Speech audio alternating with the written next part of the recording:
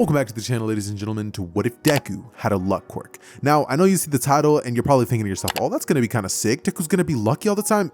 Yeah, no, it's more like probability manipulation. And you'll see what I'm talking about as soon as the video starts. But just know you're in for an absolute banger of a video because I had a lot of fun recording this one. And typically, whenever I have fun recording these ones, you guys almost always tend to love them. So do the usual stuff, like the video, subscribe, and hit the hype button if you're on mobile because it helps these videos do so much better in the algorithm. And with no further ado, enjoy. Okay, I won't lie, I'm honestly still not entirely sure how I want to do this video, so let's just start off with how this quirk is going to work.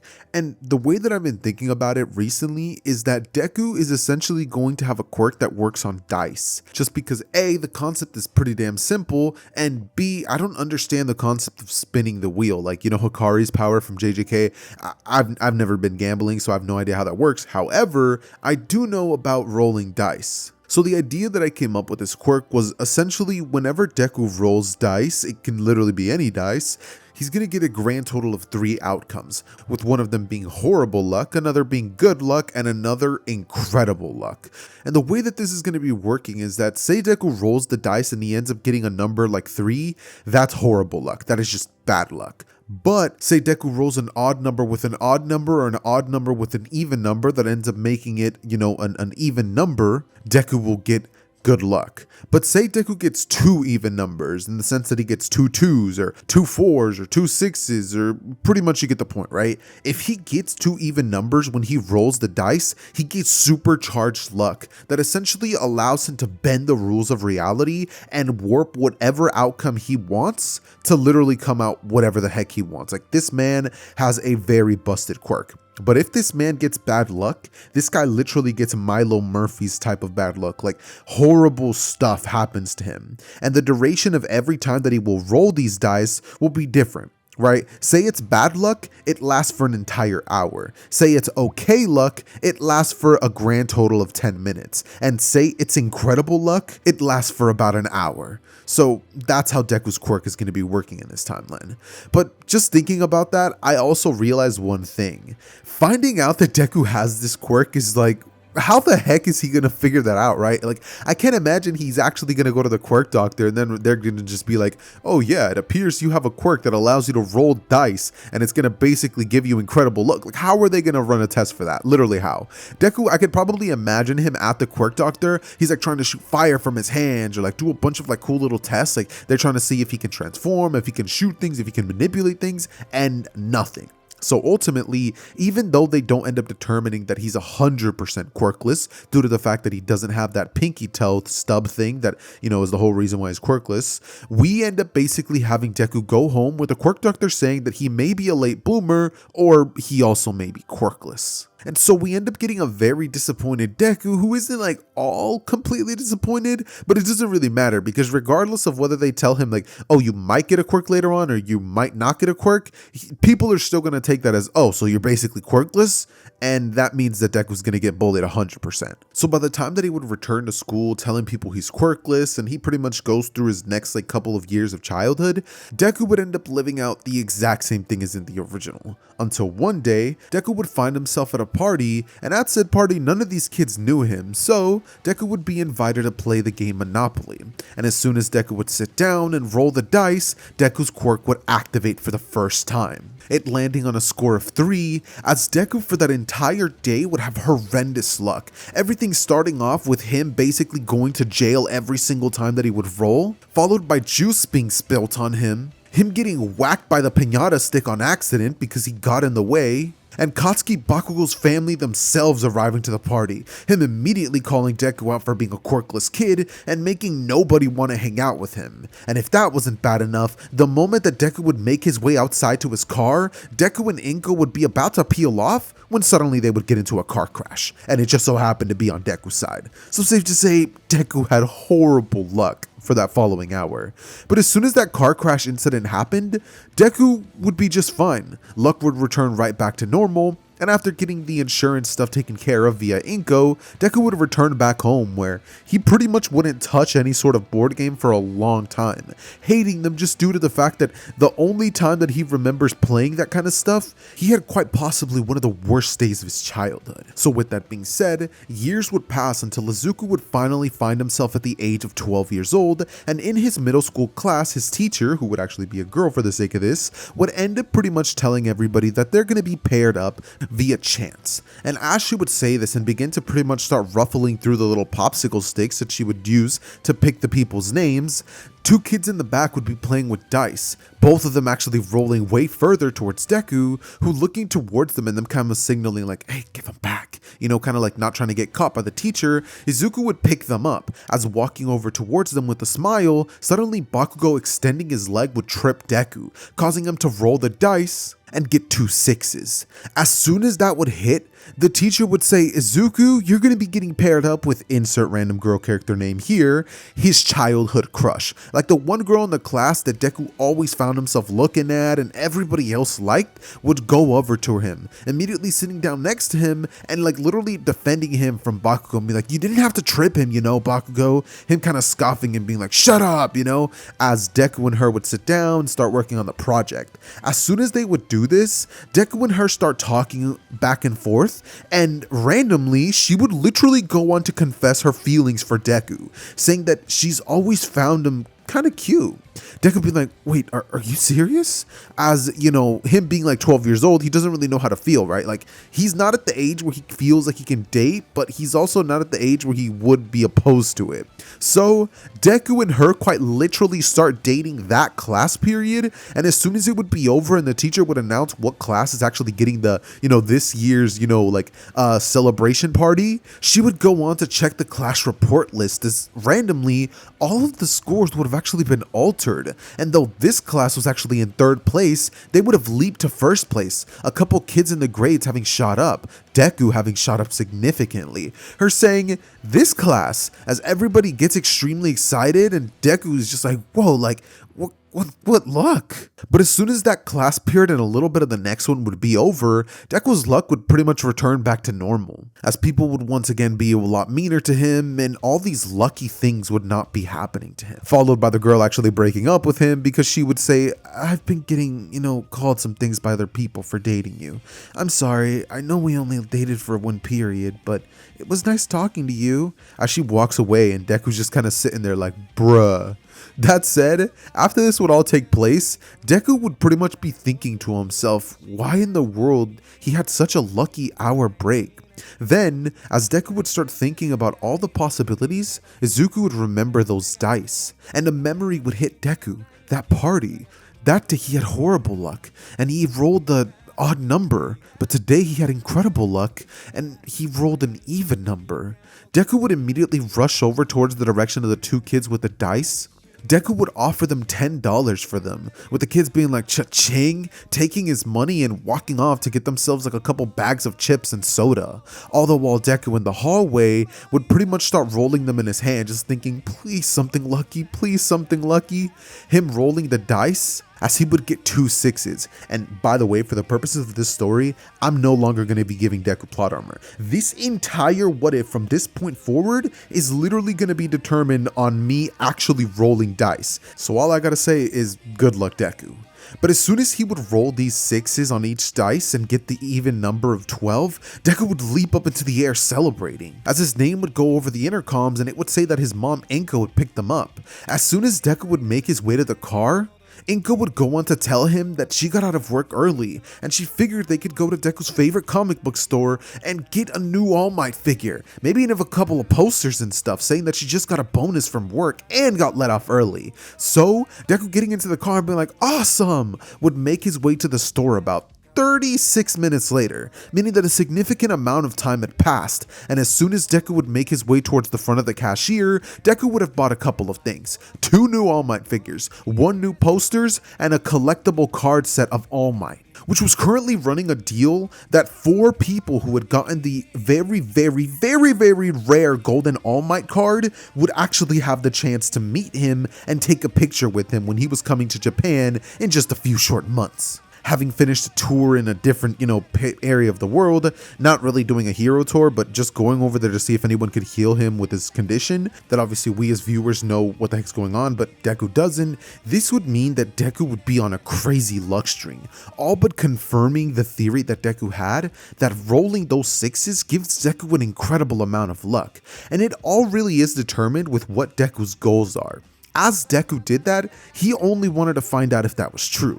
He doesn't know the extent of the quirk. He thinks that just a bunch of good coincidences end up happening whenever he uses his quirk, and Deku thinks that that's pretty cool. But he can't imagine any circumstance in which a quirk like this could actually get him to be a pretty good hero, at least not at the moment. So as Deku would arrive home and Inko would serve, very casual food, the 1 hour would pass, Deku noting that it's been about an hour since he rolled that dice, and him reaching back in his pocket and thinking about whether he should re-roll it again, he would stop, realizing that as much good that can come from these dice, so too can bad things come out.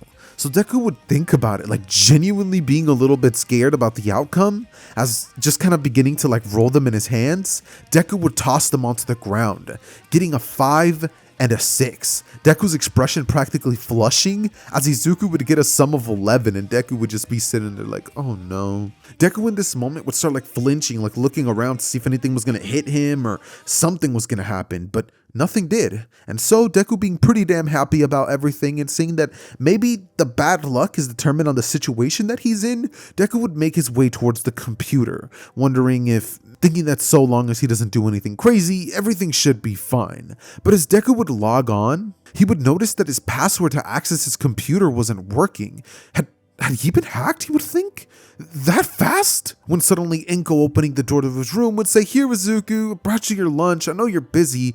As setting down the plate, everything would be fine. But the moment she would set down the cup, she would accidentally spill it on top of Deku's keyboard, mouse pad, and mouse, with the drink just so happening to be cranberry juice, meaning that there was no way that any of those stains were getting out of the mousepad, and his keyboard and mouse were all but ruined. So Deku, looking to his mom, would say, "Mom, don't worry about it." Her freaking out, she's like, "Oh my god, Izuku, I didn't mean to break your keyboard and mouse. I'll buy you a new one." With Deku being like, Mom, please, relax. Stay as still as possible. For the next hour, I'm a walking calamity." Her looking at her son as she would ask what he's talking about. Him beginning to break things down. "Mom, I think I do have a quirk," holding these dice in front of her. "And it's this." Her looking at him and being like, "Izuku, are you okay?" With him saying, "Yeah, I'm okay. Okay, look, do you remember a long time ago when we went to that party and you got hit with another car? Do you remember?" Her being like, "Yeah, what about it?" "Well, that day, the kids invited me to play Monopoly with them, and I ended up rolling an odd number, and it just so happened that day was one of the unluckiest days of my life for the next hour after that." Her being like, "Yeah, it was pretty bad. I remember you saying how bad your luck was." Him going on to explain that just today, when he was in class, he rolled dice, got 2 lucky numbers, and the girl of his dreams ended up asking him out. But as soon as the hour ran out, she broke up with him and things went right back to normal. Inko being like, "But don't you think, Izuku, that might have been a prank or something? Not a very good one, of course, but..." As Izuku stops her and goes, No, but that's not it.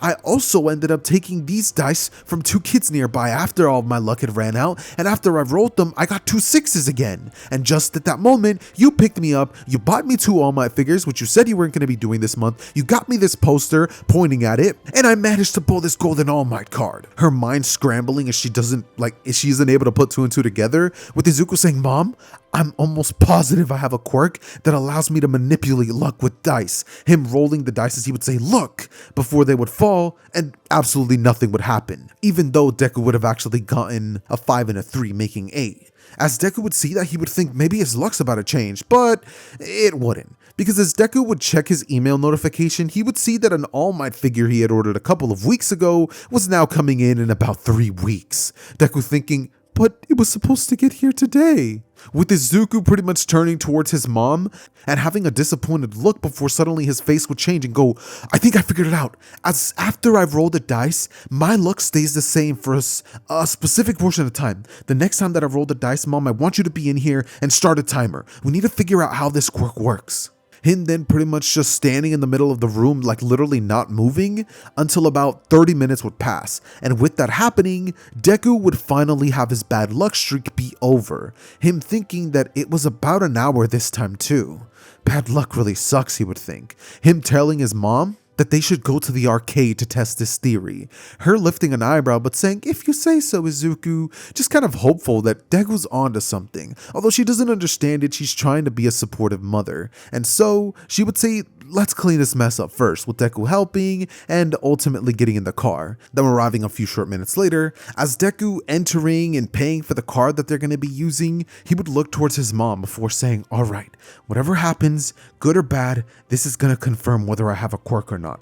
Rolling the dice as Deku would watch in slow motion as he would get a 4 and then a 2, lifting both hands in the air going, "Good luck! Yes! Yes! I was scared of getting bad luck." Inko looking at him and raising an eyebrow as Deku would say, "Mom, start the timer." This is when clicking a button, Deku having gotten 2 evens would have the craziest luck ever. Playing any game, and I do mean any game at all, and pretty much breaking every high score immediately. Walking out having broken every record in the arcade and having practically bankrupted them of tickets. Deku would have walked in there with $10, but would have managed to leave with a grand total of prizes worth well over $2,000. Deku having not only won jackpots, but also tokens that allowed Deku to continue playing from different games. Like, you guys know that one game where like the coins, they fall and they like start pushing things out? Deku won those, and those things by themselves are rare enough and could sell on eBay for a significant amount. So safe to say, Deku was on a roll, with him finally having reached the hour point and throwing one of the ski balls machines. As he threw it, it would fall, getting nothing. And Izuku turning to his mom would say, "Time it!" Her being like, "Okay, Izuku," as she clicks it, and it would show it's been approximately an hour and 26 seconds. Him saying that he knew it. The luck lasts for about an hour. At this point, Deku would start thinking about things, all the while his mom's holding all the crazy tickets, and they make their way to the shelf where they would cash everything in and leave with, like I said, about like $2,000 worth of prizes, having gone in there with $10, which is pretty freaking cool if you ask me. But enough of that. As Deku would finally make his way home, Izuku would write down on a chart the last time that he had bad luck. He believes it lasted about an hour, and seeing as his good luck lasted an hour and bad luck lasted an hour, he would hope that's always how it works. Then realizing, wait, but what happens if I get an odd and an odd? Him looking at the dice in his hand as he would think, you know, maybe I don't want to find that out. Placing each of the dice slowly on the table on even numbers. And so, as Deku would wake up the next day getting ready for school, Izuku couldn't help but have his eyes be drawn to the dice. Him looking toward it as Izuku would want to test his quirk just a little bit more. Just 3 times at school, he would think. Him making his way towards the dice and picking them up, as thinking, he doesn't have to wait till school, does he? Deku would immediately toss them on the table, rolling a 6 and a 3. And with Deku seeing that, his face would practically flush. Him just pretty much yelling out, "Mom!" Her coming in and just being like, What is it, Izuku?" As he would be laying down in the fetal position on the ground, just going like, "Mom, I can't go to school yet. I just used my quirk again and I rolled a 6 and a 3. Her getting a serious expression as she would say, "Look, young man, I don't know what that's supposed to mean, but you're not going to be missing school because of some odd numbers you rolled. That's ludicrous." Izuku then being like, "But mom, we tested it. I have a luck quirk," with her about to say something until suddenly a villain that had been punched by Endeavor himself would go flying straight through their brick wall and landing in front of them, actually knocking Deku out in the process, who falling onto the ground with an unconscious villain in front of him would then have his mom start screaming being like, "Oh my baby, he does have horrible luck." Her basically, calling 911 immediately, with the paramedics already basically having been outside, thanks to the fact that when there is hero attacks, they're pretty much always on standby. So the ambulance would take Deku away, all the while, the police would end up taking the villain away, and they would pretty much end up saying that they're sorry for the damages, but at the moment the city can't do anything. At least not for a couple more weeks. And with Inko sitting there at the side of Deku's hospital bed, she would realize, this quirk is a problem. At least when he gets bad luck it is. Because as soon as that hour would practically pass, Deku would wake back up, having tapped into his normal luck once again,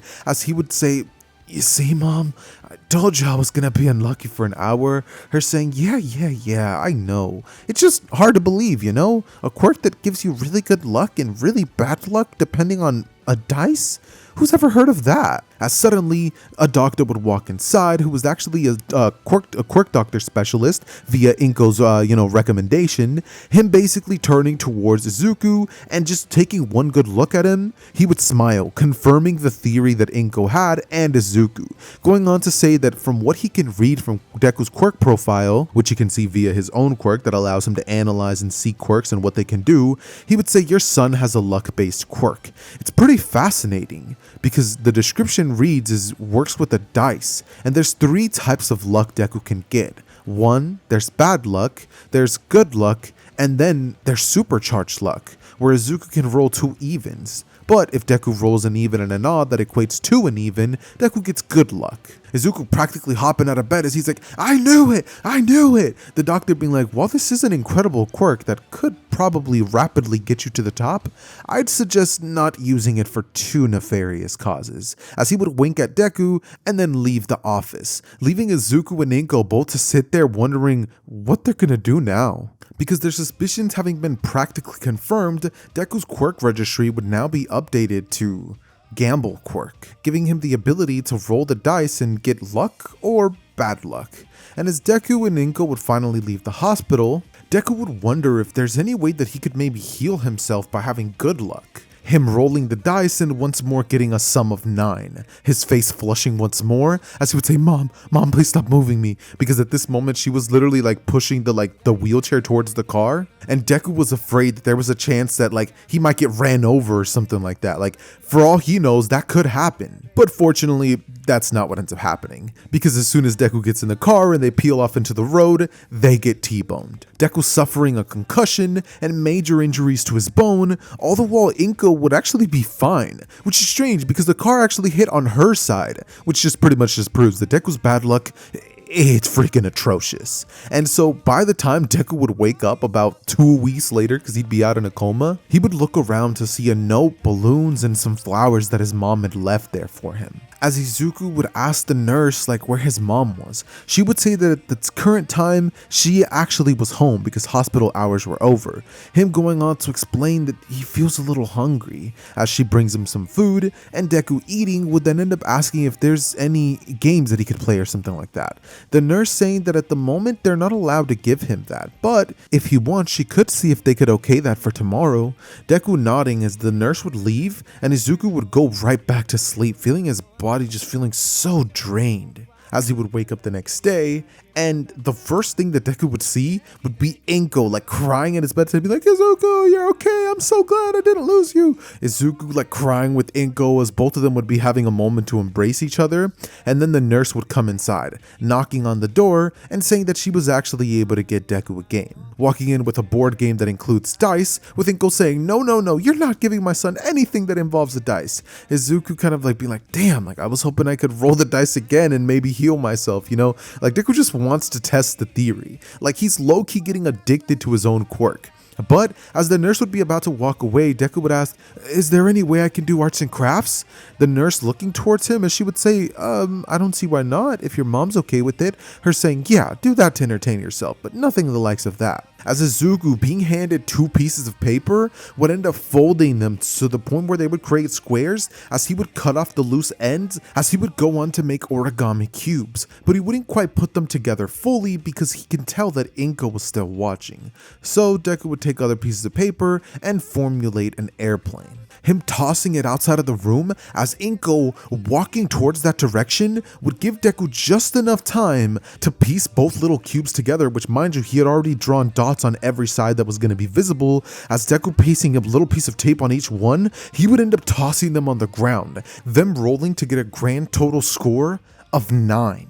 which would lead a gigantic airplane to crash into the hospital and kill Deku. No, I'm totally kidding. Let's not take it that far, right? But for the next hour, Deku would just be having a lot of really annoying inconveniences. For example, the nurse would spill a tray of food on him by accident. The next nurse who would come in to replace his IV, like little thing that would be in his wrist, would put it in all wrong. Like it really hurts for the entire hour. We would also have Deku's TV inside of the hospital not work. And to make things worse, they would eventually be told that they actually need to go, because since Deku's now in a condition where he could technically be kept at home, they're going to be needing space for some people who were involved in an incident regarding hero stuff. So as Deku, barely being able to like function still, would end up being taken out of that room and taken into the car, Deku would arrive home where Inko, placing him on his bed, would end up telling Izuku to just rest up. Him laying there for a second as looking towards his desk, Izuku would spot the dice, and Deku getting up with all the willpower in his body,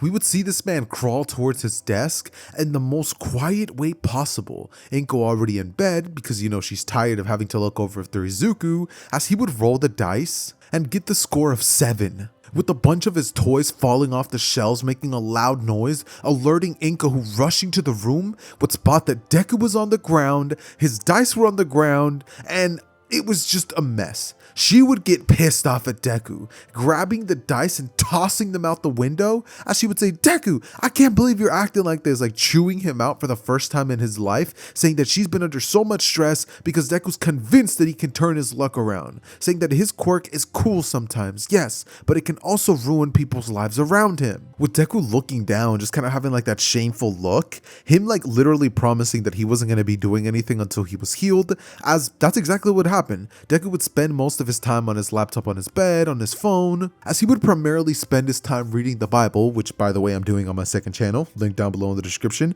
and he would heal naturally. About, I want to say 3 months having passed, meaning that when Izuku would return back to school, Bakugo would probably crack some sort of "look who decided to show up" joke, with everybody laughing and Deku just going by his normal day-to-day activities.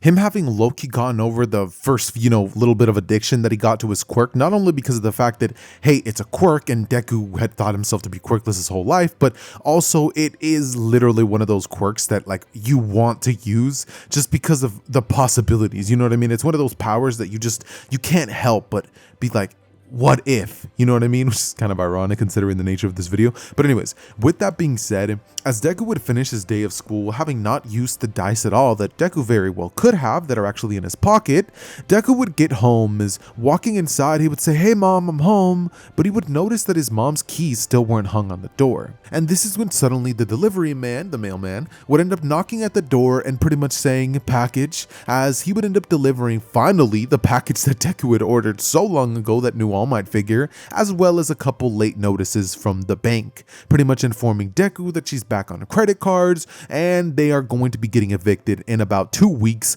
unless they can pay these bills. So Deku reading this and realizing that because of his stupid gambling addiction, his mom had to pay so many hospital fines, had to max out credit cards, and wasn't able to keep up with bills.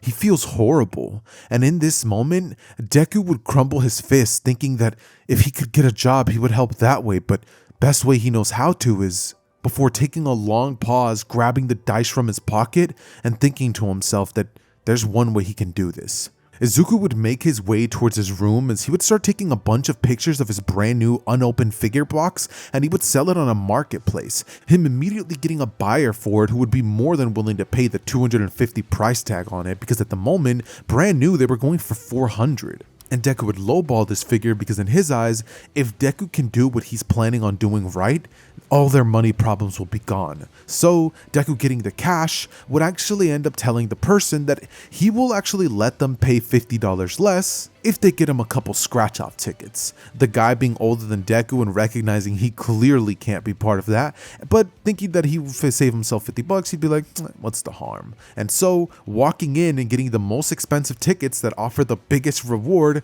he would end up handing them to Izuku, walking off and smirking, saying, "Pleasure doing business with you, sucker." Him walking off to unbox his new figure in his room and set it up in all of its glory, all the while Deku standing there, lottery tickets in one hand and dice in the other. Deku would practically start praying in that moment as he would start shaking the dice and he would roll to get a 4 and a 1. Deku's face just kind of like staying still as he would realize he just screwed himself. Before all too suddenly, Deku could hear the footsteps of 3 figures actually getting near him, who were all not exactly heroic individuals, that would almost immediately start chasing Deku, who, picking up his dice and beginning to run off thinking that maybe he can escape.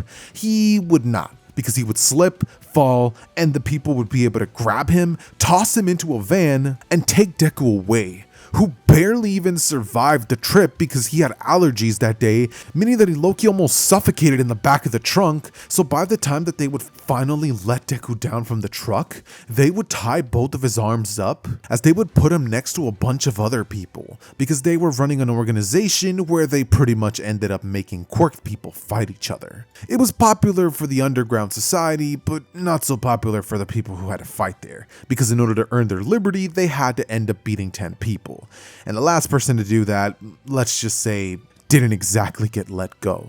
So, as Deku would sit there realizing that he just got himself into the worst situation possible, Deku would think to himself that there's one way to get out. As reaching for his pocket, Deku would feel the dice, glad as ever that he had managed to pick them up before he disappeared. And so, as Deku would reach for them, he would immediately slam them on the ground, not holding his breath for a second, convinced that he was gonna get lucky because, I mean, there's no way he wasn't. But as the dice would land, Deku would have gotten a 4 and a 3. And mind you, I'm not giving this dude plot armor right now, so this dude's literally just on the worst luck spree. Like, I won't lie to you guys, I tried re-rolling and just being like, nah, let me just like help Deku out a little bit. But y'all, I'm not even joking when I say that Deku's just on a legendary bad luck spree. So obviously we have to have something bad happen to him, which means that very likely, because he's in this place that I randomly made up, mind you, I haven't scripted any of this, he would probably be selected as one of the first people to fight. And let's just say that dude gets beaten to a pulp. Deku would have a few cracked ribs, his cheek would be messed up, one of his eyes can barely open, and he would be tossed in the loser cell, where pretty much he was awaiting to be sold off somewhere else, where they could, you know, use whatever's left of him. And with that being the case, as Deku would sit there on the floor, tears streaming down his face, realizing that he did this to himself, his own quirk did this to him, Deku would think that he literally has nothing else to lose. So grabbing his dice and rolling them, Deku would manage to get a 6 and a 2. His body and mind responding to his innermost desires and granting him like some sort of luck type, like super, like have you guys ever played Super Smash Bros? You guys know when like the characters will get the star and then they get like super powered up? That's pretty much what would happen to Deku in this moment. His body would literally find strength reservoirs that he never thought he had. As rising to his feet, Deku would practically have a timer appear in the back of his mind, him then rushing towards the direction of the brick wall before him, as reaching his arm back knowing that he had to do this and his quirk was on his side for once, Deku would slam his fist into it, shattering it to a bunch of pieces. As Deku, now in front of the very people who captured him, he would end up clapping both hands together, releasing a wind pressure so powerful just doing that at instinct that would blow them all backwards. Deku then proceeded to flick 8 fingers as individual pressurized air blasts would fly at them, knocking them all out individually. And as Deku would rampage through that entire facility, Deku would just destroy it, freeing as many people as possible and calling the hero agency, which number Deku knew by heart: All Might. Him arriving to see that Deku had not only just destroyed everybody, freed these people, but he had also taken in a bunch of very high-ranking and incredibly powerful villains. Him having done so in a state that looks like he should have not even been standing. So, as All Might would see Izuku practically falling over, finally having arrived, he would catch the young boy, who would simply say, "Don't tell my mom." Passing out in All Might's arm, who would immediately take him to Recovery Girl to heal him because that's the best healer he knows, him waking up about an hour later as they would ask Deku how that happened and if he truly was the one who freed everybody. It was a grand total of like 36 people, 120 like villain mob bosses, 11 investors, and a handful of wicked villains that had some incredibly insane quirks. So, with Deku waking up in a hospital with Recovery Girl and All Might ready to question him, as well as Officer Sukeuchi, they would ask Deku what happened, him beginning to explain that he was taken by these people. Once there, he was forced to fight in a ring, told that he had to win 10 matches to survive, and he lost his first one. He had heard them talk about how they were gonna get rid of their new problem, and when he heard that, he decided to use his quirk to help himself out, since he knew nobody was coming. So, using his luck quirk that he would explain very quickly, Deku would manage to roll the luckiest state he could for an hour. Him being lucky because defeating all those people ended up taking Deku about 50 something minutes. Meaning Deku had absolutely zero time to spare. And if I'm being honest, that entire little mini arc that I just glossed over in a minute, that realistically could have been the plot of an entire My Hero Academia movie if I'm being real. But I digress. Point is, after discovering that Deku has such an incredible quirk, All Might would be fascinated, thinking about the possibility of giving this boy his quirk, as Izuku would go on to tell him that, truth be told, he's always wanted to be a hero, but if he's being honest, he doesn't know how great of a hero he could be. What'll happen if one day Deku rolls bad luck in a situation where he needs to save people, and his involvement leads to his death, but worse, the death of good citizens around him that he would have been able to save had he had a regular quirk that didn't depend on dumb chance. So as All Might would hear this, he would place his hand on Deku's shoulder, telling him that today, not only had Deku put a multitude of villains in prison and monsters where they belong, but Deku saved hundreds of lives. And that's just the beginning of the iceberg, because Deku ended up giving them access to other files that let them find out about the existence of other locations, where they would send others, and is probably in due time gonna be saving thousands of people. And Deku would be told by All Might that whatever the heck his nature of his quirk may be, he is and always will be a hero, even if this was the only thing he would ever help with.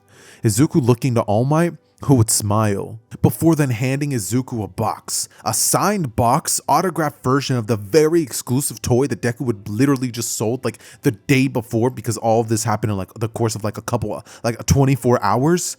Deku would smile with so much joy. All Might saying then when he looked into the file, he noticed that Deku was one of the kids who ended up finding the card, had a meeting scheduled with him, but due to some sicknesses, he wasn't able to make it. So All Might decided to make things right. And as Izuku would be given this box, tears would just stream from his eyes, him thanking All Might profusely, who not only in the same token would have just made him believe that he can be a hero, but also done right on that raffle contest that Izuku would have won thanks to the prized All Might card. All Might actually promising that everything will turn out good at home. He swears it, as he would be the very person to drop Deku off, explaining to Inko everything that happened. Or well, at least what Deku would have actually told him, not really mentioning the part about him trying to win with raffle tickets, because that wasn't going to bode too well for him. But when Inko would hear about everything, how Izuku was taken, luckily he had his dice and he was able to get himself out of that pickle, she would be so thankful and grateful to his quirk, no longer viewing it as something dangerous, but a lifesaver. So because of this experience that Deku would have with his quirk, Inko would trust Deku, saying that whether it's lucky or unlucky, she's gonna support him and always be ready to deal with things accordingly, showing Deku a helmet that she had just bought the other day for whenever his luck gets too bad. And as Deku would see this, he would start laughing, All Might saying his goodbyes. As leaping off, All Might would go get busy with who knows what, just having that thought in his mind. What kind of hero would this young man be with his quirk? Ultimately putting it in the back of his mind, as jump cutting back to Izuku and his mom, Izuku would then sit Inko down as he would tell her that he's noticed those bills, and he would say that he has an idea so that they can, more or less be in a better position. Inko saying what that is, with Izuku saying that he thinks it's pretty simple actually. Scratch off tickets. Inko hearing this, she would have a look of confusion, but then understanding, realizing, wait, Izuku, you want to use your quirk to give yourself an advantage? Doesn't that seem unfair?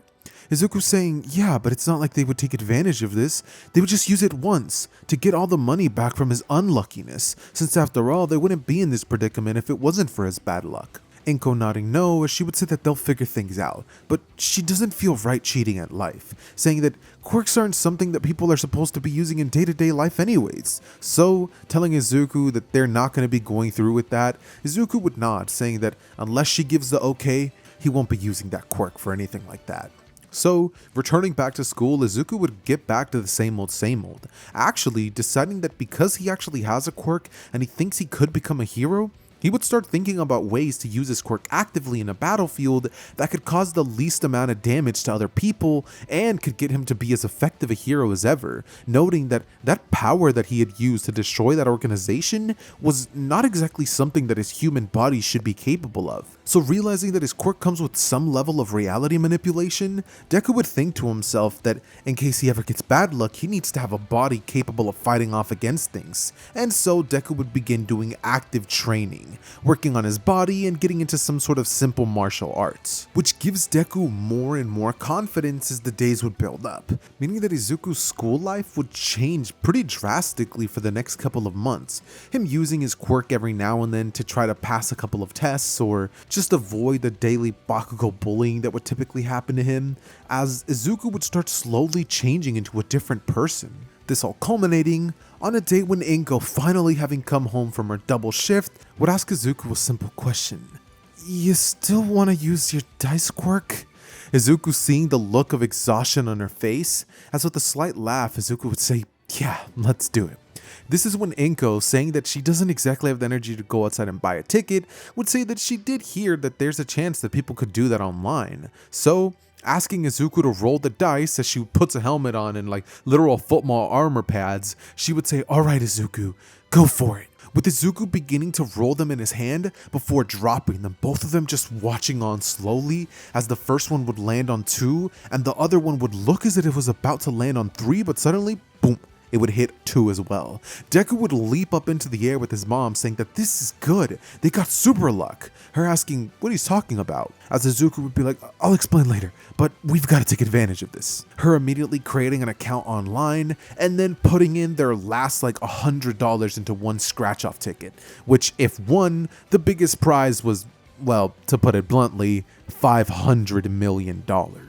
Meaning that their take-home pay from this would probably be around roughly 230 to 250 million because, you know, taxes. But I digress. As soon as that number would pop up on their screen, Deku and Inko would start leaping up into the air, as simultaneously, a bunch of letters would actually come in the mail, actually saying that she no longer has any bills to pay off. Some rich dude had ended up paying off the bills of a couple of the people in the area, and they just so happened to be one of the lucky few. So as both of them would start like crying on the ground, Inko like apologizing for not trusting Deku's quirk, she would say she's so thankful. Izuku nodding as he would say, wait, if we have this much money, Mom, doesn't it mean that we could technically move somewhere? Him looking to his mom as he would ask, do you think we can move? There's actually an academy that teaches physical training and martial arts, supposed to be the best in Japan, but it's about 50 minutes away from here. And we could probably get into a better house with this money. Inko saying, son, that was already what I was gonna do. I want to get you into a better school. I want to get you into better training, better nutrition. We're gonna take care of that, Izuku. I promise that within the week, we'll make everything better. Izuku laughing at that reply as he and his mother would end up moving out of that area a week later, getting taken out of school and placed somewhere else where Izuku was free to go in and tell them what his quirk was. So now, with people understanding what Deku's quirk was, they would hoard to him like a freaking magnet, thinking that if they're his friends, then likely some of his good luck, and even bad luck, which they're willing to accept, could rub off on them. I mean, after all, that probably is the way that he got to this area, right? Izuku not really admitting nor denying these claims, with him focusing on his martial arts training after school, as well as training in a private facility that he and Inko would have paid for using a couple $1 million. And so, Izuku would learn of multiple ways to kind of downplay the bad luck syndrome that Deku typically gets. If there's no realistic bad things that can actually happen to Deku, not much will actually happen, and so long as Deku doesn't do any sort of activities that have to do with luck and probability, Deku's typically fine. And so with years passing and Izuku kind of learning how to live with good luck and bad luck, Izuku would finally be ready to enter UA for the entrance exam, him getting in a good breakfast the day before as saying goodbye to Inko, who would have just dropped him off in an expensive SUV, might I add, would end up waving back, screaming "I love you, Izuku," as he would do the same. As everybody would stare at him, Deku would just give everybody a big bright smile, and they couldn't help but feel infectious by it. Instead of the original thoughts of, what a loser, look at him saying like "I love you" to his mom, they would just be like, damn, that kid seems really nice. Deku rushing in there is, might I add, Deku has pink hair in this timeline, a little bit of a cocky persona to him, because Izuku at this point is more used to understanding how to dwell with his bad luck, and he's more used to actually rolling good luck nowadays. He would feel 100% confidence in his chances to pass, noting that one way or another he'll figure some way out to luck his way into this thing, as finally completing the written portion, which Deku had to have no luck involved in. Deku would finally make his way outside, counting as some time would pass by, putting on his headphones. As Deku taking a hold of both of his dice, he would start to shake them in his hand, tossing them on the floor, where Izuku would roll a 3 and a 4. Deku's face kind of draining of colors. He would think, of course, I've been on a pretty big luck streak, what did I expect? Him looking around as the test would still not start, Izuku hoping that for some odd reason, this can wait till an hour. But as 15 minutes would pass, suddenly the voice of Present Mike would echo through the speakers, and he would say, "Go, go, go! There's no countdowns in a real battle, what are you waiting for?" As Deku takes off, immediately rushing to the direction of one of the robots, as another student would blow it up in Aoyama. Izuku looking around is finally spotting another one, rushing to it with his base speed, which mind you is pretty impressive, but nothing too crazy. He would watch as that one would get taken out before he could do anything. And as Deku would sit there looking around, realizing that this is likely what he's going to have to deal with, he would stop practically trying altogether, focusing more so on trying not to die, because every so often a random robot that he actually finally gets the chance to fight up against would explode in his freaking face. And so Deku, having picked up an arm of a robot, would be using it to maneuver around like a shield. Though it is taxing him, he would much rather do this than have to deal with literal death or something. And so with more and more time passing, Izuku would manage to survive, having racked up a total of 1 robot point, because it looked like he had actually blown up the robot himself. He would watch on as the 0-pointer would be unveiled and see everybody rushing around him. As Deku would see this, he would look down to see Uraraka in danger. As his body would begin to move on its own, Deku would have a thought in the back of his mind: don't die. As looking around at all the possible things that could play out in this moment, a freaking Rhea falling on top of him, the robot falling backwards on Deku, or somebody's quirk going haywire, Deku would count all the possibilities in his head of bad scenarios playing out. And as a couple of them would start to shift out, a lamppost actually falling toward him, Deku would slide on the ground, perfectly dodging it, saying that's one of them, as suddenly rubble that had no place actually falling would actually start falling towards Deku, and Deku leaping out of the way, barely managing to dodge it, he would say that's 2. As looking back up, oh so close to Araki could practically already grab her, Izuku would spot the foot of the 0-pointer coming down on him shutting his eyes as suddenly the 0-pointer would be shut off, barely about to crush him. Deku breathing a sigh of relief as he would remember, wait, no, there's no way, that's not how it ends. He throws the rubble off of Uraraka, and just as he would do so, he tosses her out of the way before the 0-pointer would actually collapse on Deku. All Might arriving just in time, as he would flash a smile at Izuku and say, I knew I recognized that pink hair. Izuku smiling as he would think, that's not how it's supposed to work. As a piece of rubble nearby would hit Deku square on the head and he would pass out. All Might feeling bad, as taking Izuku to Recovery Girl, he would lay her there, as she would, kiss Deku on the cheek, and a couple of minutes would pass, in which Izuku would tell everybody to get away from him, saying that he still has bad luck for another 11 minutes. Everybody looking at him as they would pretty much just wait for the time to play out, and then Deku would say, alright, you're gonna come in, with All Might, Recovery Girl, and even Principal Nezu walking in. Nezu would go on to say, if it isn't Izuku Midoriya, going on to say something the likes of, All Might has taught me a whole lot about you. It would seem to me that your quirk has a place and a time where it is valuable, but unfortunately your quirk just wasn't today. So how's about we test your luck? I'm interested to see what the scale of your quirk can be. All Might has told me that it allowed you to actually stop an entire crime organization. And what kind of fool would I need to be to deny somebody like that from my academia? So why don't we try it? Nezu handing Deku his pair of dice, as Izuku would smile and say, "You're a betting man, I see." Him throwing the dice at the ceiling itself, as it would land on a 3 and a 1, with Nezu saying that he'll accept him into UA, going on to say something about how he would have accepted him either way, seeing as All Might himself had actually recommended him. So, exiting the room and wishing Izuku a lucky day, he would end up pretty much leaving. Izuku grabbing his things as he feels his injuries heal up rapidly, and Deku would take a popsicle from Recover Girl, her saying that he needs to keep his sugar up, considering that the effects of her quirk drains Izuku's stamina. So as Izuku would grab his jacket and exit the room, he would thank her, making his way home where he would tell Inko that some way or another he passed, her saying that she wasn't worried in the slightest. Her asking how he got home, as he would say that he actually just had to take a train, in which case Inko wouldn't ask any more questions, knowing that with Izuku's luck he probably got on free. And with the days coming and going, Deku would finally find that it's the first day for UA. So taking a bite of his cereal, Izuku would walk out the door going, "Bye mom!" Him eventually entering into class 1A, where Izuku would think that he wants to make a good impression, thinking about whether he should roll the dice or not, as suddenly a smile would appear, one that Izuku's so used to, and he would think, why not? I'm feeling lucky. This is when as Deku would roll the dice in his hand and toss them, he would get unlucky, thinking to himself, "Damn it, that's not good." Looking at the clock and realizing that class isn't technically going to be starting for another 30 minutes. Him sitting as far from everyone as possible as to not get tripped by anyone or anything like that, as Deku just pretty much putting his head down would say nothing, until eventually one of his classmates walking by him would smack him on the head with their backpack, not even realizing it. Izuku kind of just closing his eyes as being irritated at the fact that the bad luck already began, Deku would swallow his pride. This is when all of a sudden Deku would start hearing chattering from in front of the classroom, as Deku would look up and see that it's Bakugo.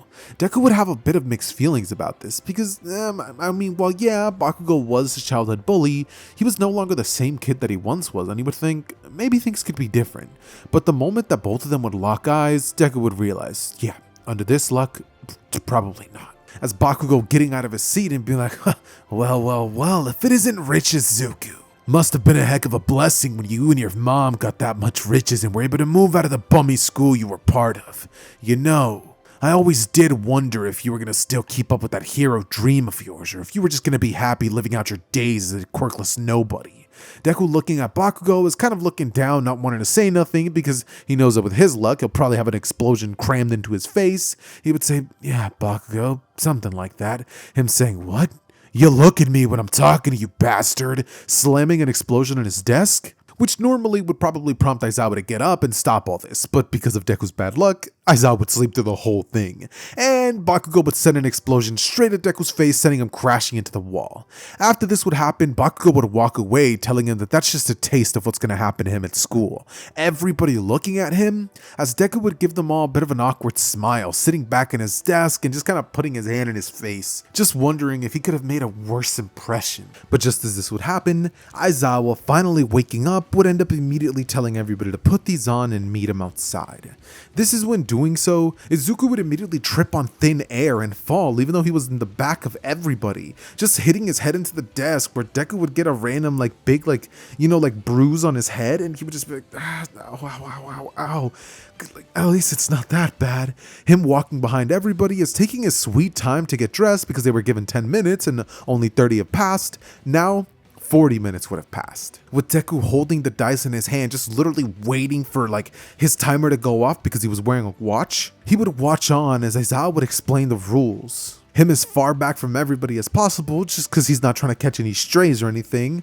As after Aizawa would finally be done explaining things, it would now have been approximately, I want to say 47 minutes. And with that being the case, Deku would only have to survive going through these tests for the next 13 minutes with bad luck. Which actually wouldn't be so bad considering the fact that the first event was the ball throw, and because of how Bakugo likes to act and the distraction of the students all basically being like, "This is going to be so much fun," about 5 more minutes would be chipped off that time. So now, Deku would only be having to wait 10 minutes. And so as everybody else would go on to take their own little exam, Deku would watch on, purposely placing himself towards the back of the line, just counting down until eventually only 2 minutes would be left, and Deku would look around in paranoia, trying to think of any scenarios that could happen, but realizing that not much could right now, Izuku would reel his arm back and toss the ball as far as he possibly could, only to be greeted by a very strong wind which would actually push Deku's ball back significantly, making him get a redo, with Deku tossing it and actually having that happen again would lead Aizawa to just mark down his actual score and adding like, what, 5 more meters to it? All the while Deku would look at his watch and he would realize, yes, 30 more seconds left. And this is when Aizawa, going on to explain the next event, which would actually be the 50-meter dash, he would advise Ida to go first to show everybody how it's done.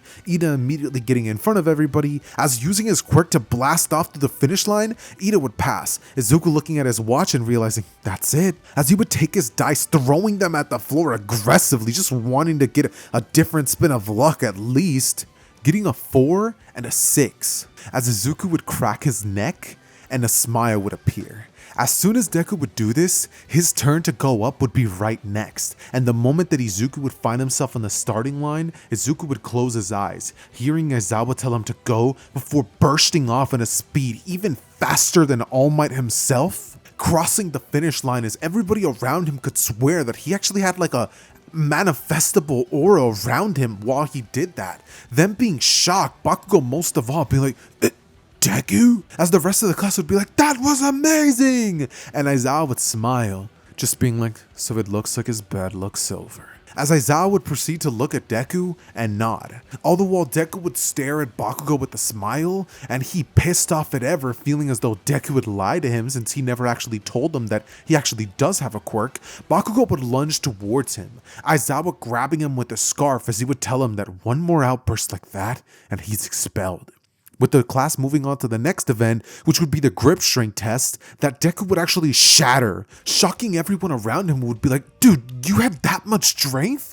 Why didn't you use that for the ball throw, for crying out loud? You probably would have been better off throwing it with your fingertips. Deku smiling, is not wanting to tell the classroom what his quirk actually is, at least not quite yet. He would pretty much go on to take the next step, the standing long jump, which he would clear by a couple few meters, considering the fact that when Deku would leap, he would leap so damn high it looked like All Might himself had just taken off. And with Deku having super luck at the moment, he would take advantage of this very much so, clearing Mineta's own score in the side-to-side step, just absolutely destroying him in the competition, as the last 3 tests coming up would be push-ups, sit-ups, and even a punching machine, with Deku reeling his fist back and shattering the machine, punching even harder than anything All Might himself has ever recorded, and just leaving the class to be like, dude, who is he? All the while Aizawa would think, I knew he had a luck quirk, but nothing like this. This is unprecedented. It's incredible. Bakugo practically wincing in anger at how rage-filled he is right now that Deku had all this power all this time. Had he just been playing him? Bakugo would think. With class ending, as Bakugo approaching Deku when everybody else was gone, he would ask, tell me the truth, Deku. Did you always have this quirk? Yeah, I did, Bakugo. So what exactly do you think you're gonna do with that information? Try to bully me some more? You already saw how strong I am. So if you think you can use me as your personal punching bag, then good luck with that. Beginning to walk off, pissing off Bakugo, who would just kind of stand there not knowing what to do, because in Bakugo's mind, if he did try something, Deku could take him down, and there wasn't a thought that Bakugo exactly liked thinking about. So, walking home angrily, thinking about ways to get stronger than Deku, we transition back into Deku's mind, who would have a sweat drop moment thinking that if he got unlucky with the dice roll right there, things could have gone bad. But he's pretty glad that for now, he was able to get lucky. And with that being said, we kind of just jump cut to the next important event in the timeline, which would of course be the Battle Trial arc. All starting off with Izuku in cafeteria with a bunch of his classmates around him asking Deku what his quirk is. Izuku just kind of not really knowing what to say, as he would say it's a secret for now. But he's sure they'll find out sooner or later. Him holding a couple of dice in his pocket, as he would wonder what event they're going to get into today. Not really having to harp on this too long, because pretty soon afterwards All Might would be bursting through the door and revealing to the entirety of the class that they have hero costumes. Deku and everybody else getting changed into them, with Deku wearing, I'd like to think, kind of like a caped costume, something more superhero-like just because of the fact that if Deku does get crazy good luck, he's basically about as strong as All Might, if not more. And even if he just gets basic luck, things always seem to work out well for him to win, so one way or another, if Deku gets lucky, you can bet on the fact that he's going to be winning that fight. And so, as everybody else would get changed and make their way outside, Deku would start complimenting a couple of people in the classroom about how sick they look, as everybody else would be like, dude, your costume is freaking nice! Deku would be like, thank you, as, the class would eventually be told what the heck they're gonna be up to, and All Might would start to do the pairings and the teams. Him grabbing his dice immediately, as making his way towards the back where nobody could really see him, Deku would roll them and toss them on the ground, doing it so quickly that the only person who would have actually caught wind of that would have been Bakugo, with us watching as he would go over towards Deku and be like, hey All Might, you don't mind if I'm one of the last people to go, would ya?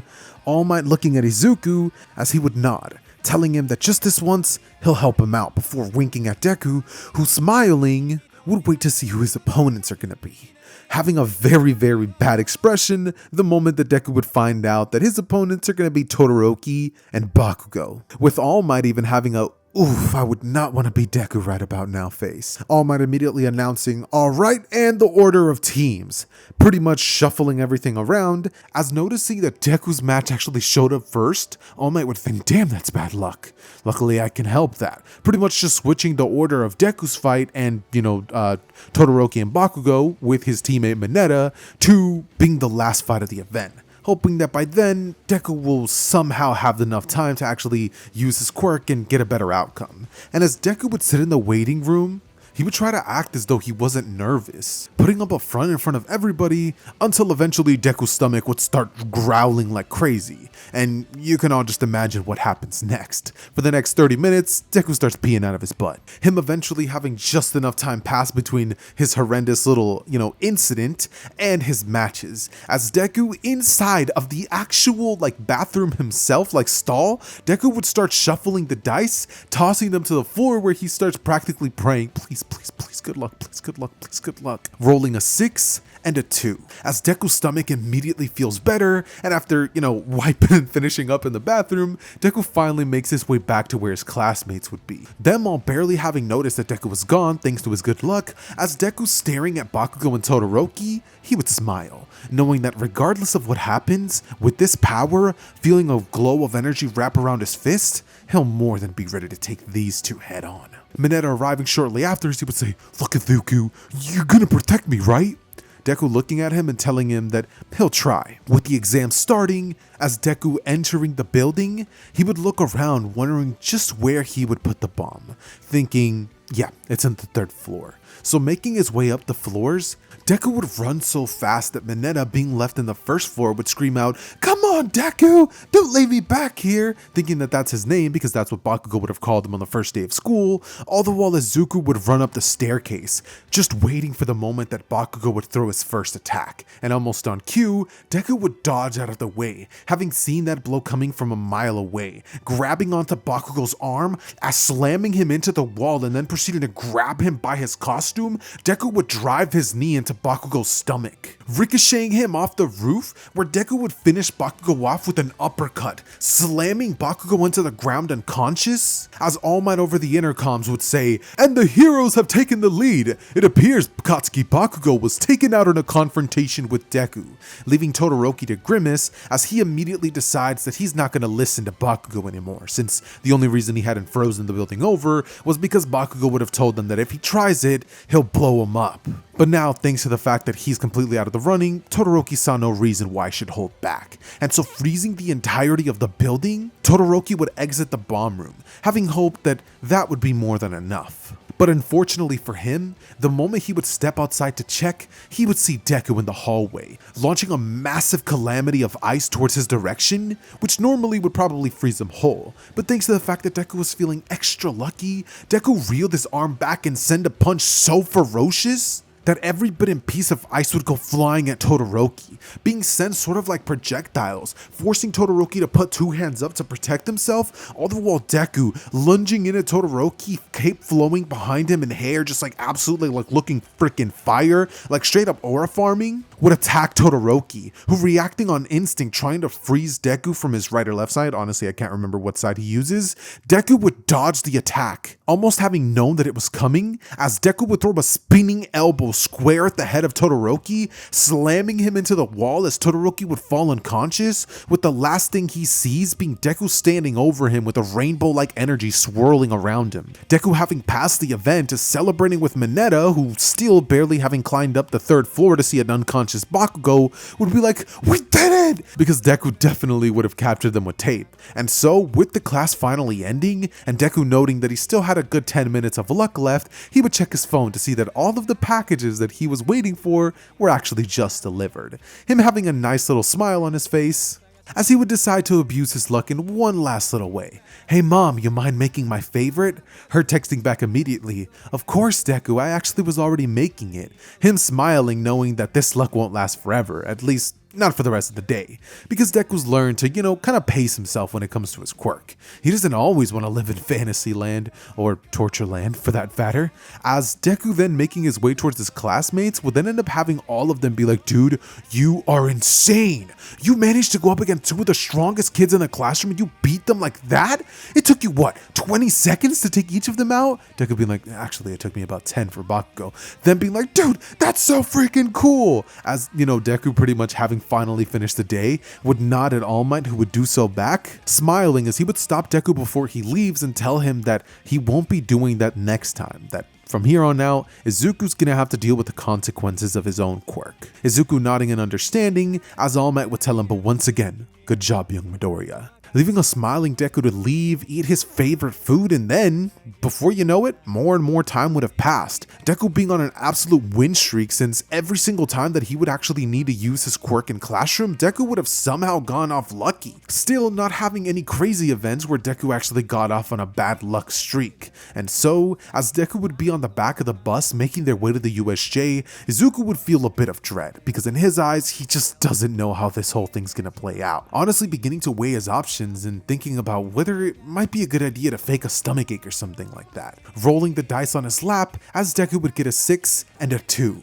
smiling knowing that he's not gonna have to fake anything after all. He's on a winning streak! So yeah, as everybody would finally get down from the bus, they would listen to the Pro Hero 13 begin to give her speech.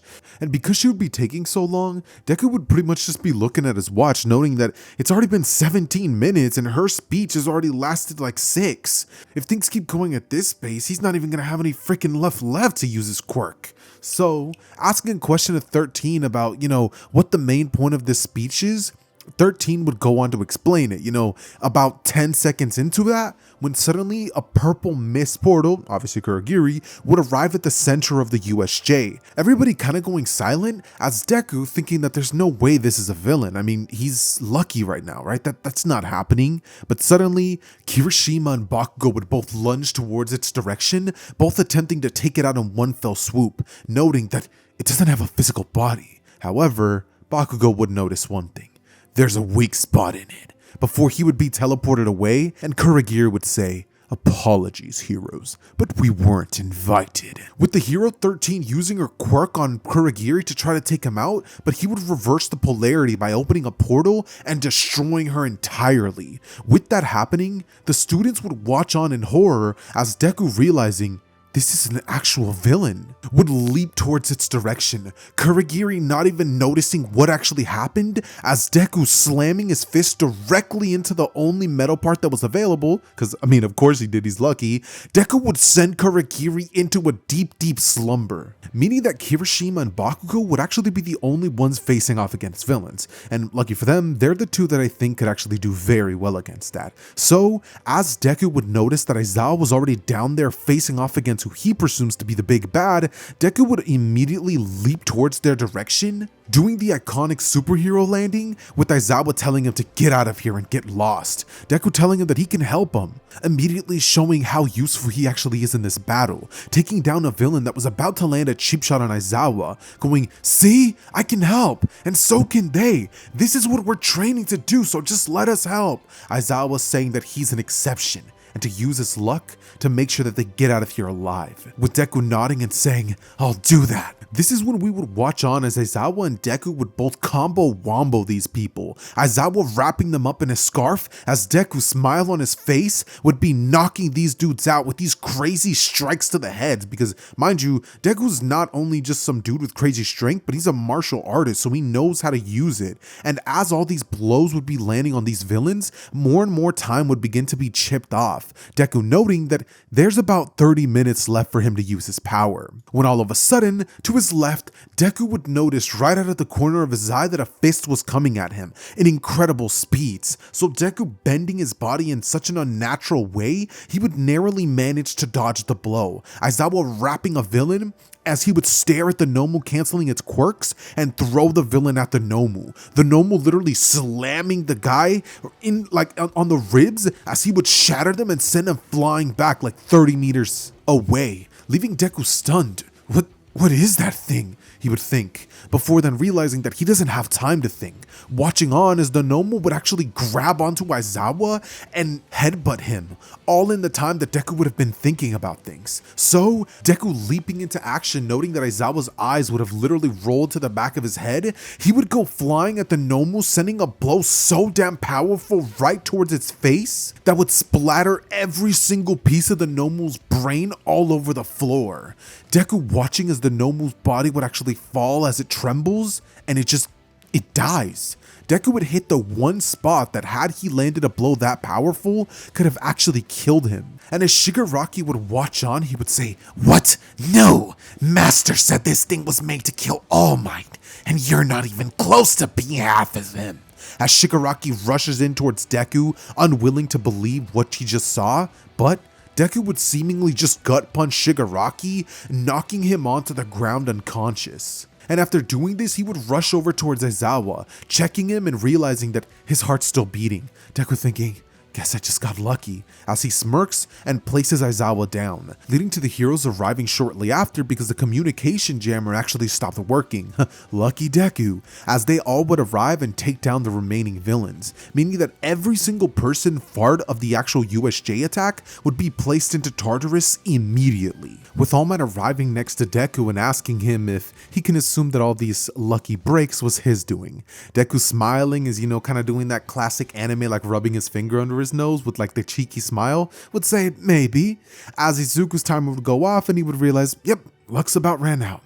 I'm gonna make sure that I don't roll the dice just to make sure that I don't jinx any of this. All Might saying that that's a good idea, as he would go on to tell Izuku to go with his classmates because they're gonna be questioned a bit and then they'll probably be dismissed, saying not to expect classes because this type of incident, it's gonna take just a little bit to take care of. So Deku would return home, and with that being the case, the class would receive a 1-week break where they're able to pretty much just do whatever they want. Deku using most of that time to train on his martial arts and maybe do a little bit of gambling, because honestly, Deku does like to go on these websites where he can pretty much win prizes and stuff like that, and just find how cool it is to like unlock a bunch of mystery boxes and just always freaking get the best stuff. Like, he loves doing that, and he always has to make new accounts because, eventually those things like stop letting him do it because his odds of winning are just cracked. So yeah, that said, let's get back to the actual story. My bad. Anyways, okay, so what takes place after these events is that once everybody would return back to the class, they would pretty much be informed of the fact that they're going to be holding the sports festival, even with the events that just took place. More so to show that something like that doesn't bother them. Plus, with it being a complete success and the only hero to have actually gone injured was 13, since Aizawa was mostly fine thanks to Deku, they have no real reasons to harp on this stuff. And we pretty much jump cut straight to that. Deku walking into the the US Sports Festival, where Deku would look around to see a crowd of thousands, seeing the massive scale, the kids, the parents, the teenagers. It's a lot for Deku, but Izuku can only hope that he performs relatively well during all this. And so, Stepping over to the direction where everybody would be awaiting the speech from Bakugo, Deku would wonder what he's gonna say. Him immediately going on to say, "I'm gonna win this whole freaking thing." As Deku, watching him stand off from the podium, would give Bakugo a look of, "I wouldn't be so sure about that." Him scoffing his shoulder bumping right past Deku, he'd tell him that things won't go down like they did last. Izuku simply just waiting for the first event to start, as Deku thinks that he might as well just roll on the dice now. Izuku taking the support item that he was allowed to take in thanks to the fact that it's related to his quirk, as throwing the dice into the air so fast nobody else would have noticed but Bakugo, who's closely staring at Deku wanting to see how his quirk functions, would notice those dice. Are those the source of his power, Bakugo would think, watching on as Deku would run off, unsure of whether he got unlucky, lucky, or super lucky. But it would become very apparent that Deku got pretty lucky this time, because he got 2 2s, meaning that Deku immediately went past the competition, moving at an incredible pace. People saying, "Wait, do you see that?" Or not people, but President Mike, "It's a blur! Wait, that's a student?" Noting that he's wearing the outfit and he would have a strange sort of energy warping around himself. Deku taking every step faster than the last, as simply leaping over by the robots. Deku would then leap from the drop as he would finally find himself in front of the minefield and run through it so dang fast that the mines didn't even register he stepped on them, crossing the finish line so fast that people would be wondering what kind of speed quirk that was, asking what the drawbacks were, if it even freaking had any, and just wanting to know what's going on with this kid. Because the speed at which Deku just completed that obstacle course was comparable to something you would expect from a pro hero, someone like Hawks for that matter. And so, as Deku would be awarded the 100 million point headband, Deku would await for the next event to start, noting that by the time that it does, he should still technically have just a bit of time to use his quirk left, at least 10 minutes. So, with everybody believing Deku would actually be incredibly strong, a lot of people would be hoarding to be his teammate, him eventually gathering a squad very similar to the one that we get originally in Mei Hatsume, Uraraka, and Tokiyami, just because, I mean, to be honest, I couldn't be bothered to pick anyone else. And because Deku would have his incredible luck, Deku would pretty much just find himself in situations and predicaments the whole time that would just go to his favor, basically meaning that Deku would be able to get past this section like it was nothing. His luck quirk having finally timed out, with Deku then looking towards his watch and then reaching into his pocket, him pulling out 2 more black dice, and then looking up towards the scoreboard and seeing that the next event will be starting sometime within the next 30 minutes. And so waiting for the next event to start, Izuku would make his way towards the back where everybody else would be at, practically theorizing as to what Deku's quirk could be, because back there it just seemed like it was a super speed quirk, and other days it feels like it's super strength. What is it, they would ask? Deku saying that a magician never reveals his secrets, right? As Mineta would say, "I knew it! It's a magic quirk, isn't it? It's illusions. You're not really moving that fast, are you? You just make it look like you are?" Deku saying, I am moving that fast, but I guess you're kind of onto something? As the class would be like, "Come on, why don't you tell us your quirk?" Deku telling them that for now it's not important, it's something better kept secret. Them asking if it's one of those quirks that it performs better the less people know about it. As Deku would say, "Yeah, think about it something like that." Bakugo giving Deku a strange look, as motioning the signal for rolling dice, Deku would immediately feel like his heart drop to his stomach. He's like, "Wait, does he know?" As Bakugo would walk off angrily. This is when Deku would hear that his name was called up because his match was coming up, and so, making his way towards the bathroom, Deku would roll the dice, getting a 3 and a 1. Deku smiling as knowing that his run at the UA Sports Festival still wasn't up, he would make his way towards the arena, wondering how things are going to be playing out. Us watching from Shinso's perspective, as Deku making his way into the arena would be staring at Shinso, unsure of how to play this, but knowing one thing, that he's going to have to finish this match quickly. As soon as Midnight would blow the starter's pistol, Izuku would lunge to the direction of Shinso, him trying to get a word out, but because Deku was actively throwing haymaker punches at Shinso, Shinso would barely be able to say anything, narrowly managing to block and evade a couple of the blows. With Deku weaving and saying, "You know, you're not half bad," landing a punch straight to Shinso's appendix, taking all of the air out of his body, as Deku in one fell swoop would end up grabbing Shinso and tossing him out of the arena. Shinso being completely disoriented is looking around and seeing that he was flat on his butt on the pavement, he would say, "I lost." Him looking up as Deku lifting one arm in an ovation of power, he would have shown how cool he was. The crowd being a bit disappointed because, I mean, yeah, he fought and it was a good match. He still didn't use his speed quirk in that moment, and it's kind of weird.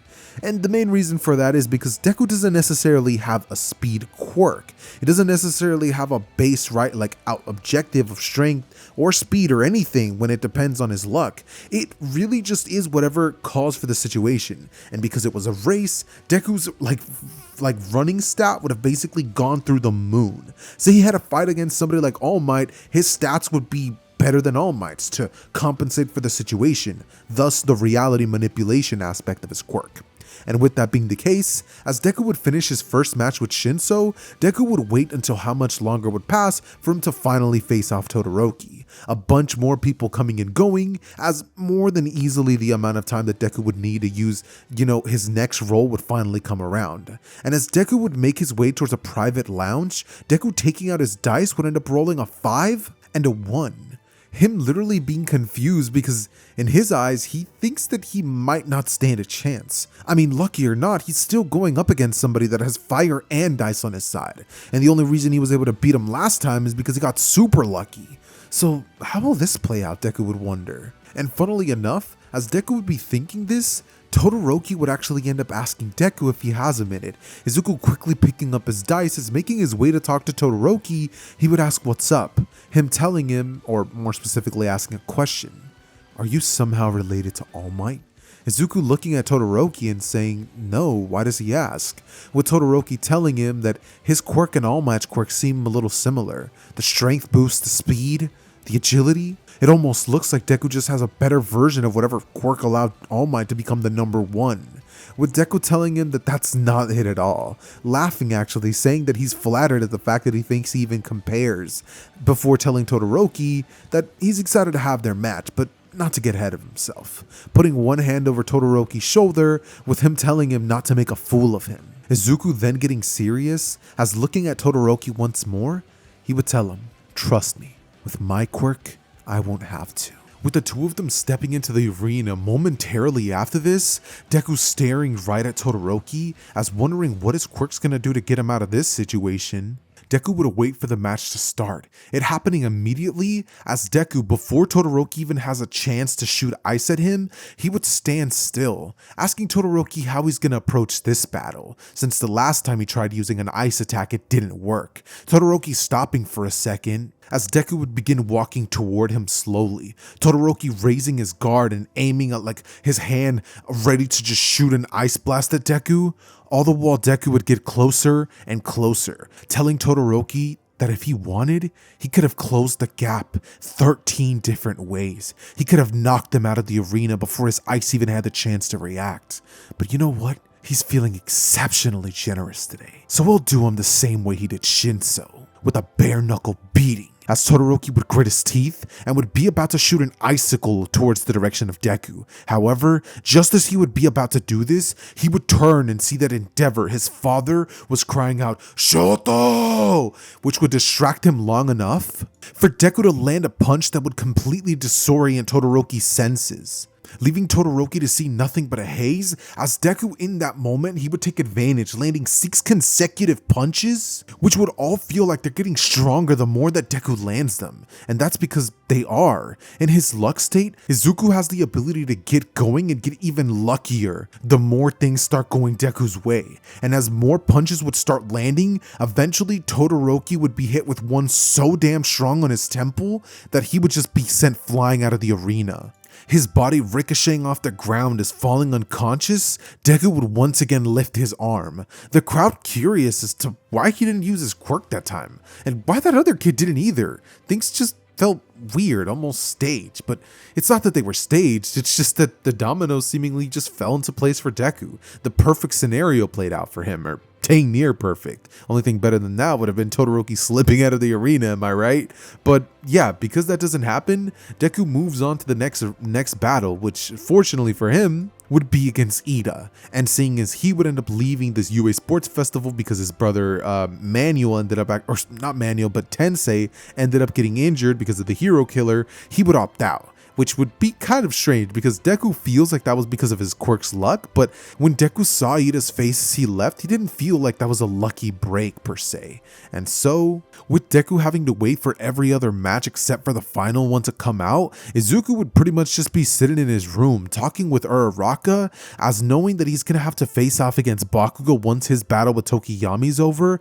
Deku would say that he promises to get her get back. Her smiling at Izuku as she would say, "I know you will, Deku." Him then rolling a pair of dice, with Uraraka asking, "Hey, I've got a question.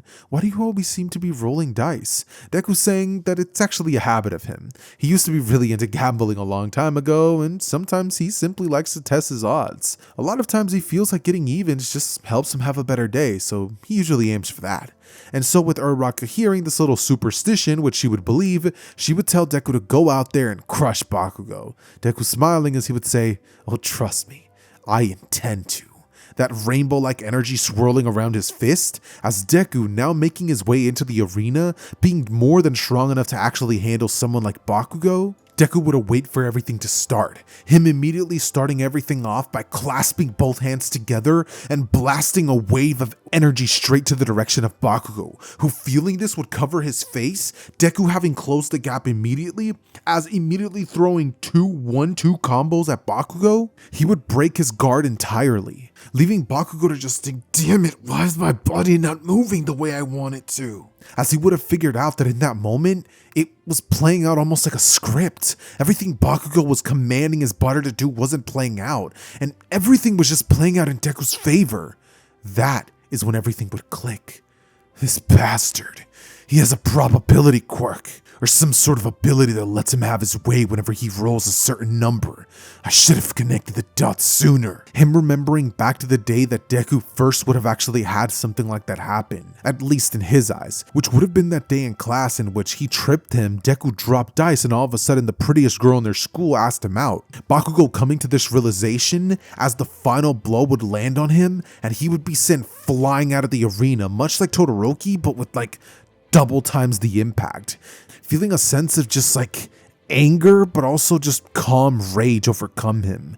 Bakugo accepting that if Deku got lucky, then he just got lucky. But that luck won't last forever, he would think. Izuku then raising his arm once more, as he would ask everybody in a loud echoing voice, "You all entertained?" The crowd going nuts as Deku would point towards the camera and say, "All you villains better start packing it up, because soon as I get out of UA, I'm making the streets of Japan a much better place, or my name isn't Izuku Midoriya." The crowd going nuts as All For One and the League of Villains watching that would be like pissed off. All For One low-key smiling as Dr. Garaki behind him would say, "Sir, do you understand what this boy just said?" All For One smiling as he would say, "Oh, I understand, Doctor. But this young man shouldn't be a problem for too much longer."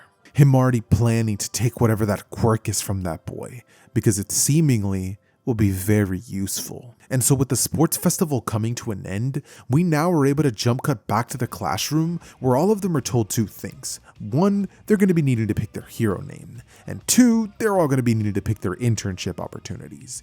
And because I can't really see a world in which Deku goes with Gran Torino, this would leave our protagonist to end up going with the next best thing.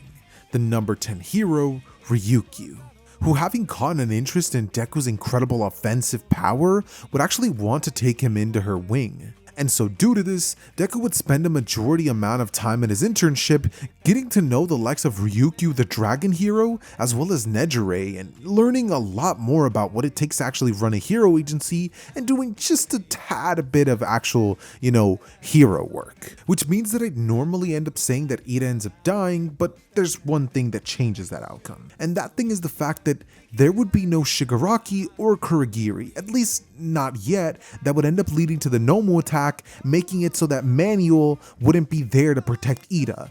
And with Manuel actually being there and likely calling for backup the moment that they would confront Stain, whether they do or don't find him is a completely different thing. This means that regardless of whether they do or don't, the outcome would likely end up being that Stain either has to retrieve or he's never encountered in the first place, and Ida returns back to school, never having accomplishing his goals of, running into the hero killer.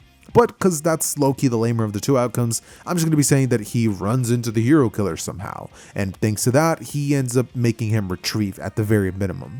Ida yelling out, "Get back here, you coward!" probably from the ground, because he'd low-key probably like get cut by Stain, and because the rest of the heroes would arrive, Stain would be forced to retreat.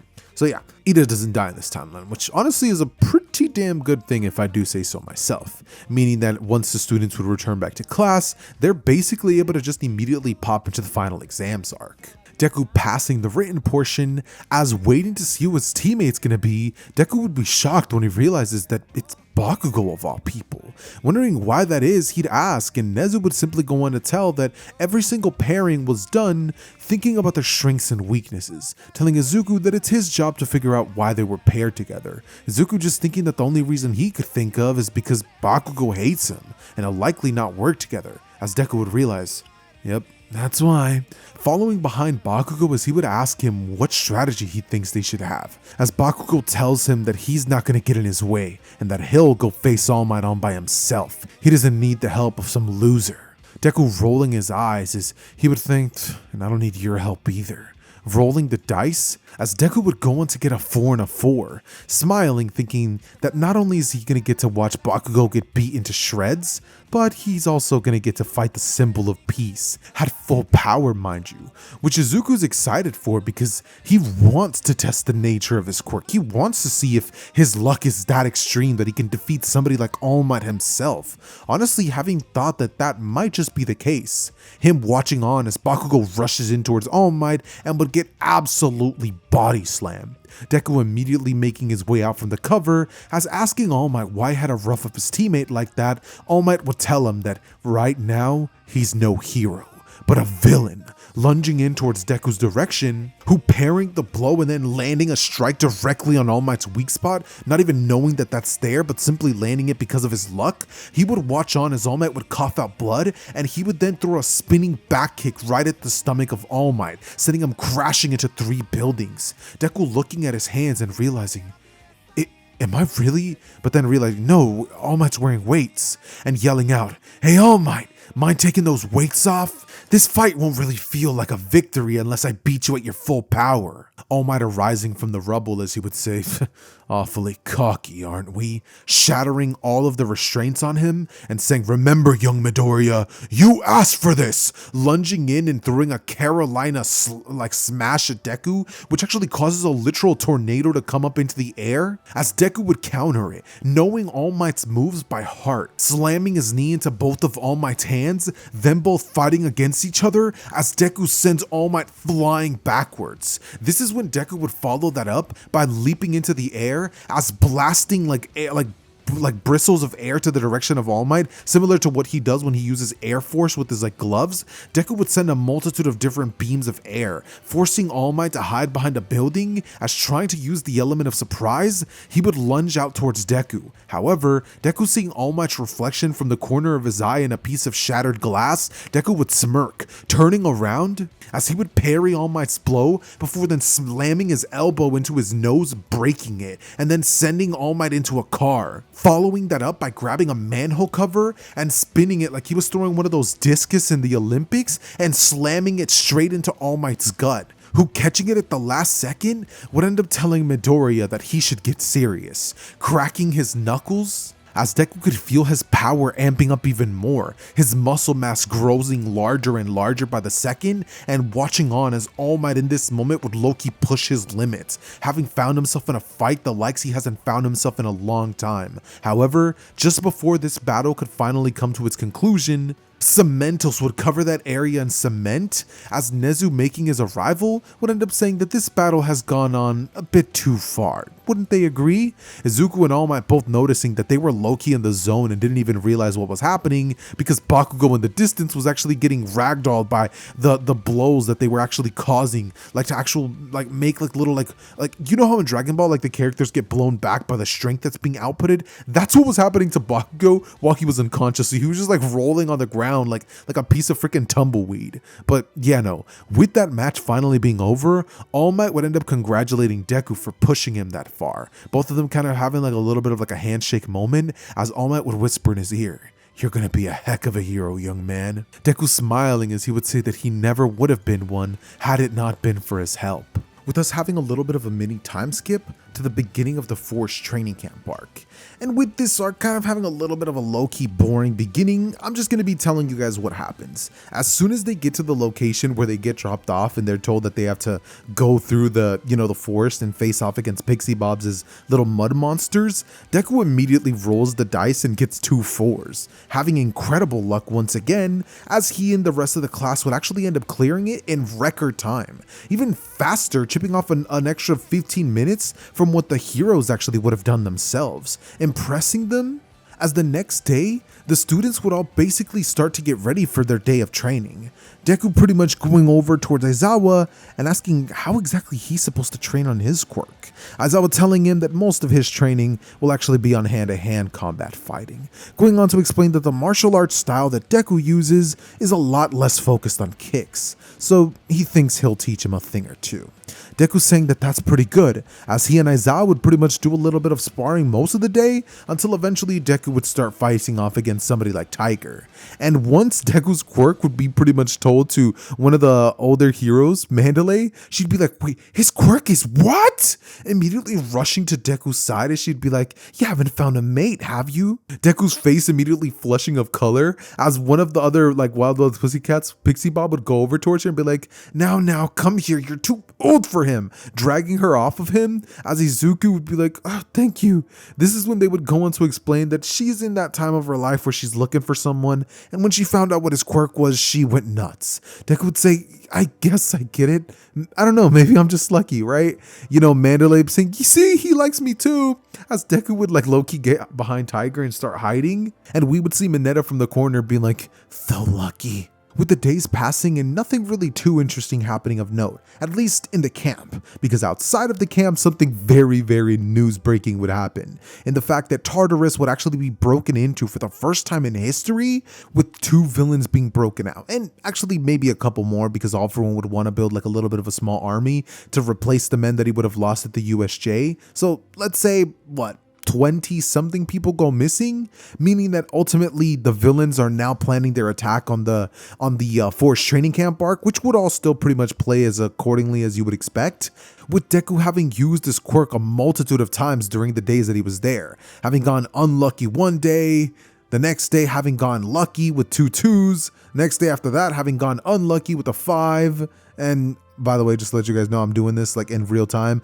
getting a 3 and a 1, and then lastly, because I'm gonna say that they're there for a week, so this is 5, getting 2 1s, which means he would have gone a 2. So yeah, Deku's luck would have very much so varied in these times that he would be there, and the actual bad luck things that would have happened to Deku wouldn't have been so crazy during this time, because there's not really too much that could have gone wrong in the Forest training camp. That is, until on the final night of their training, Deku would roll a 6 and a 1, feeling a bit annoyed, thinking that sucks, wondering what's really gonna happen, seeing as these days that he's been here, nothing too groundbreaking has been happening.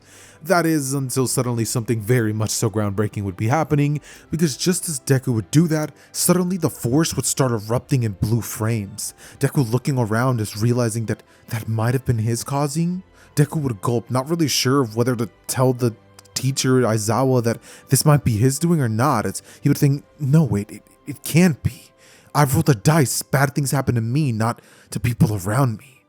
At least I think. Him immediately deciding that he should tell Aizawa either way, informing him that as of this moment, he should be kept nowhere near the battlefield, saying that with his bad luck, he could get himself, or even worse, other people around him into trouble. And so Aizawa, wondering if this whole incident could be Deku's doing, would tell him not to worry about things, to head inside along with the others, and saying that the heroes will handle it. This would cause 3 things to change in the story. Number 1, Koda would 100% die to Muscular, just because no Deku, that 1,000,000% means Muscular's gonna do something. Number 2, the villains would have more muscle in Muscular when they're actually facing off against the heroes. And number 3, well, actually, let me save that one for later.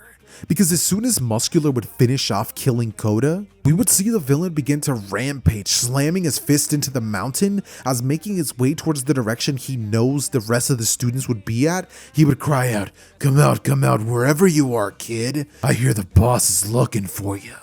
him arriving just in time to see a clone of Twice be destroyed by Aizawa, as he would begin to buff up, asking Aizawa if he'll provide more of a challenge than that kid back there. Aizawa's eyes widening, thinking he didn't. As using his quirk on Muscular, he would deactivate his abilities, making Muscular a normal dude again, and with Aizawa capturing with a scarf and slamming his foot into Muscular's face, he would slam him onto the ground, questioning him. "Did you kill that kid out there?" As Muscular would smirk.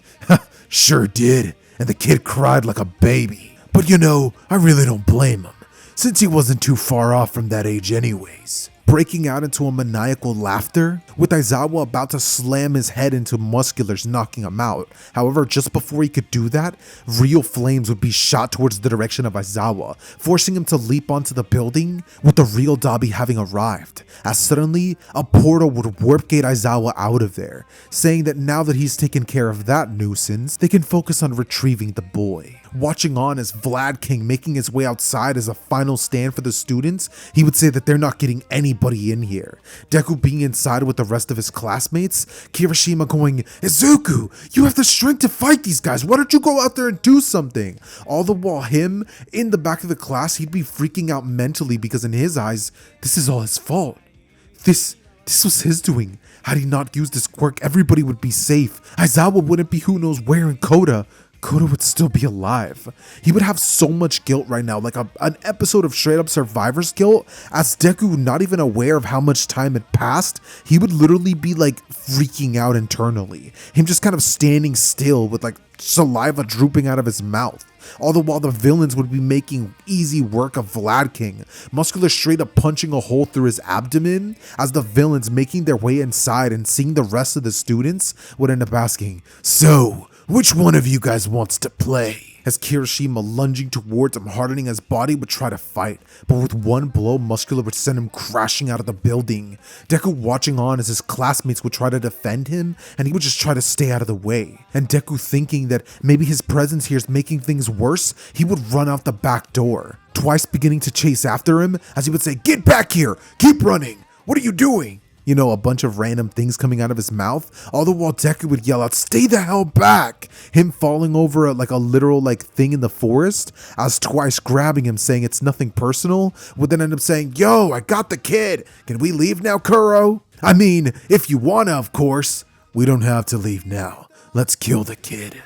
Leaving Kurogiro to say, "Perfect. Now we've had the target." As he would warp gate Muscular away, Dabi, Twice, and the rest of the villains. Not so early that everybody else was safe, because, matter of fact, Momo and that Ayase guy who would have actually welded that little tracker to the Nomu, yeah, both of them are dead. Remember that Nomu that was chasing after them that was practically ripped out of a horror movie?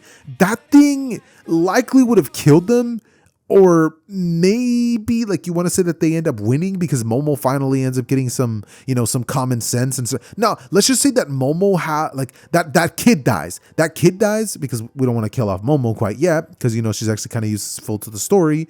And the Nomu just kind of disappears right after that, with Deku being thrown onto a chair and tied up. This is when Deku appearing in front of Shigaraki, he would watch on, his body trembling and sweat dripping down from his face, as he would see those crusty dang lips of Shigaraki, him smiling going, "So, you don't seem so bad. What's this I hear about you not even fighting back?" Him placing his hand on Deku's elbow as he begins to deteriorate it, and then say, "You're lucky. If it wasn't for the fact that Master wants your quirk, I would kill you right here, right now. It'd be so easy. All I'd have to do is put 5 fingers on your neck." Izuku feeling tears welling up in his eyes, not because he's scared, but because he feels so much regret. People died tonight. Heroes were injured. His classmates were injured. And it was all his quirk's fault. As Deku would harp on these things, suddenly everything around him would just start to sound kind of like that noise, because like He literally is just disassociating with everything that's happening around him, until finally, Shigaraki slapping Deku across the face and asking, "Are you even listening to me?" He would end up pretty much telling Kurogiri to just take him to Master. Kurogiri nodding, as immediately Deku would be warp gated in front of All For One, who, clapping both hands together in amusement of how well they carried this mission out, he would ask Izuku Midoriya what he makes of this whole situation. Deku turning to All For One, as saying nothing but just simply looking down in shame, All For One would smile, telling him that whatever his quirk is, he wants it, placing a hand over Deku's head as he would then start draining the probability manipulation quirk straight out of Deku, meaning that Deku would feel a sharp pain in his head as suddenly it would be gone.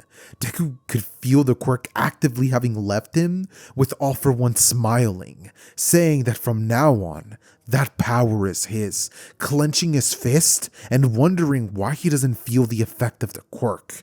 He would stare at Izuku as he would ask him, "What is this about a probability manipulation quirk? It didn't seem that way at the sports festival." Deku turning towards him, as literally spitting at the ground where All For One stands, he would tell him that he'd rather die than tell him anything. All For One smiling as he would tell him that he could give him death, but not before he figures out how this quirk works. Beginning to actively torture Midoriya as he would impale him with this red beam quirk. Izuku screaming out as All For One would continue, piercing him in different non-lethal spots. Deku simply gritting his teeth through the pain and cursing at All For One, telling him that he won't tell him how that quirk works even if it'll kill him. All For One grabbing him by the neck as beginning to squeeze and watch the life start to slowly drain from Deku's body, he would suddenly drop him. "You're more resilient than I thought, boy. But trust me, I'll figure the way to break you. And when I do, I'll bring this world and All Might himself down to his knees." All For One walking away as he would tell Kurogiri to take him to the doctor. The doctor beginning to patch him up as he would tell him, "You know, boy, that quirk of yours is interesting.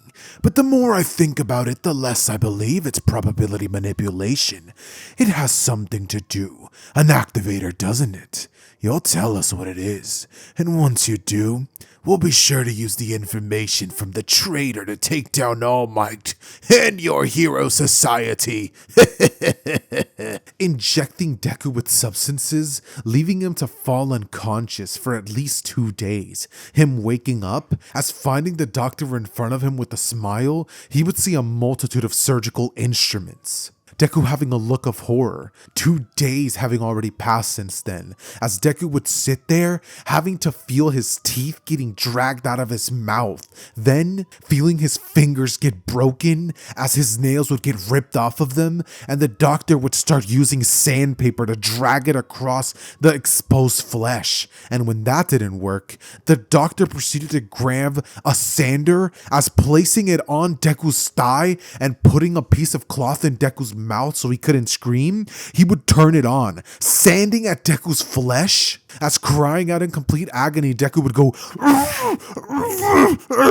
all the while the doctor would laugh and stare into Deku's eyes. "Eh? You ready to talk?" As Izuku would give him a look of just anger and rage, not wanting to say anything, but also feeling though he's at his breaking point. So as the doctor would hear Deku continue to tell him no, he would have a look of anger, patching Deku up once again and telling him that this time he won't be so gracious. Tomorrow's his last day to tell him. Waking Deku up the next day, as opening a vat of a bunch of spiders, he would toss them on Deku's body, him completely unmoving, as the doctor would put a towel over his face and begin bombarding him with water. "You know, boy, this could all stop if you just told us how the quirk works." Deku feeling his body begin to get bit in multiple places as his nerves would start shutting down, and Deku could feel his throat actively begin to close. He can feel that his life was slipping away. But just as this would happen, All For One would warp gate in, telling the doctor that he needs him alive, with the doctor saying, I'm sorry, All for One, immediately using the Nomu that was controlling the spiders to command each of them to stop, injecting a syringe straight into the heart of Deku, which would act as a quick-acting antidote, leaving him to then sit there as blood would start gushing from almost every part of his body. All the while he has an IV fluid in one end and a blood transfusion in the other, almost as though he was getting dialysis. They were keeping him alive, just barely, so that he could talk, with All for One walking towards him, telling him, "You know, just because I took your quirk doesn't mean I wouldn't be inclined to give you another one. If you talk, I may just let you join our side. And you know, it wouldn't be so bad to have someone as resilient as you with us." Izuku not saying anything, just simply looking down, his body just completely exhausted, as All for One would say, "Shame. I didn't think I would have to bring your mother into this, Inko Midoriya." Which immediately causes Deku to break that facade, him saying, "No, you can't," with All for One getting closer. "But I can, young boy, and I will. It would be easy to track your mother down, just like I tracked you. Bring her here and torture her in front of you." As Deku would say, I'll tell you how my quirk works. It's simple. You just gotta roll dice. The higher the number you get, the more luck you have, the better the probabilities. The higher the number, you get world-shattering luck. The lower, things just seemingly go your way. That's how they work. Please, just end me, but don't touch my mom. All for One smiling, as he would tell Izuku, "Now that's all I needed to hear. Doctor, if you would be so kind as to fetch me some dice." The doctor would immediately say, "Yes, master." As going to get a pair of dice from his drawer, he would hand it to All for One, who, holding the dice in his hand, would roll the dice. And by the way, just to let you guys know, whatever this outcome is about to be decided by a random dice generator. Like, this entire time when I've been telling you guys I'm not like literally giving Deku plot armor, I've meant it. So if this dude manages to get lucky, I'm telling y'all right now, he's about to kill everyone. But if he gets unlucky, then there might just be some luck for the heroes. As the dice would hit the table, they would start rotating on different sides, eventually landing on 6 and then 5 on the other one. All for One smirking, feeling the quirk factor having activated, assuming that it had meant he had gotten incredible luck due to the fact that Izuku's explanation said that the higher the number, the better. But what he didn't know was he was playing evens and odds. And just as that would happen, All Might's fist would smash through the rock wall, as entering would immediately come in Aizawa and All Might, who immediately locking eyes with All for One, well, if he had eyes, he would cancel all of his quirks. All Might then lunging in as he would save Izuku, bringing him back towards Eggshot, who now taking care of him, we would now see the pro hero Kamui Woods extend a lacquer chain prison directly over the body of the doctor, with All for One looking around to Deku, who would smile at him, saying, "The thing is, when you gamble with my quirk, you're playing evens or odds, you bastard."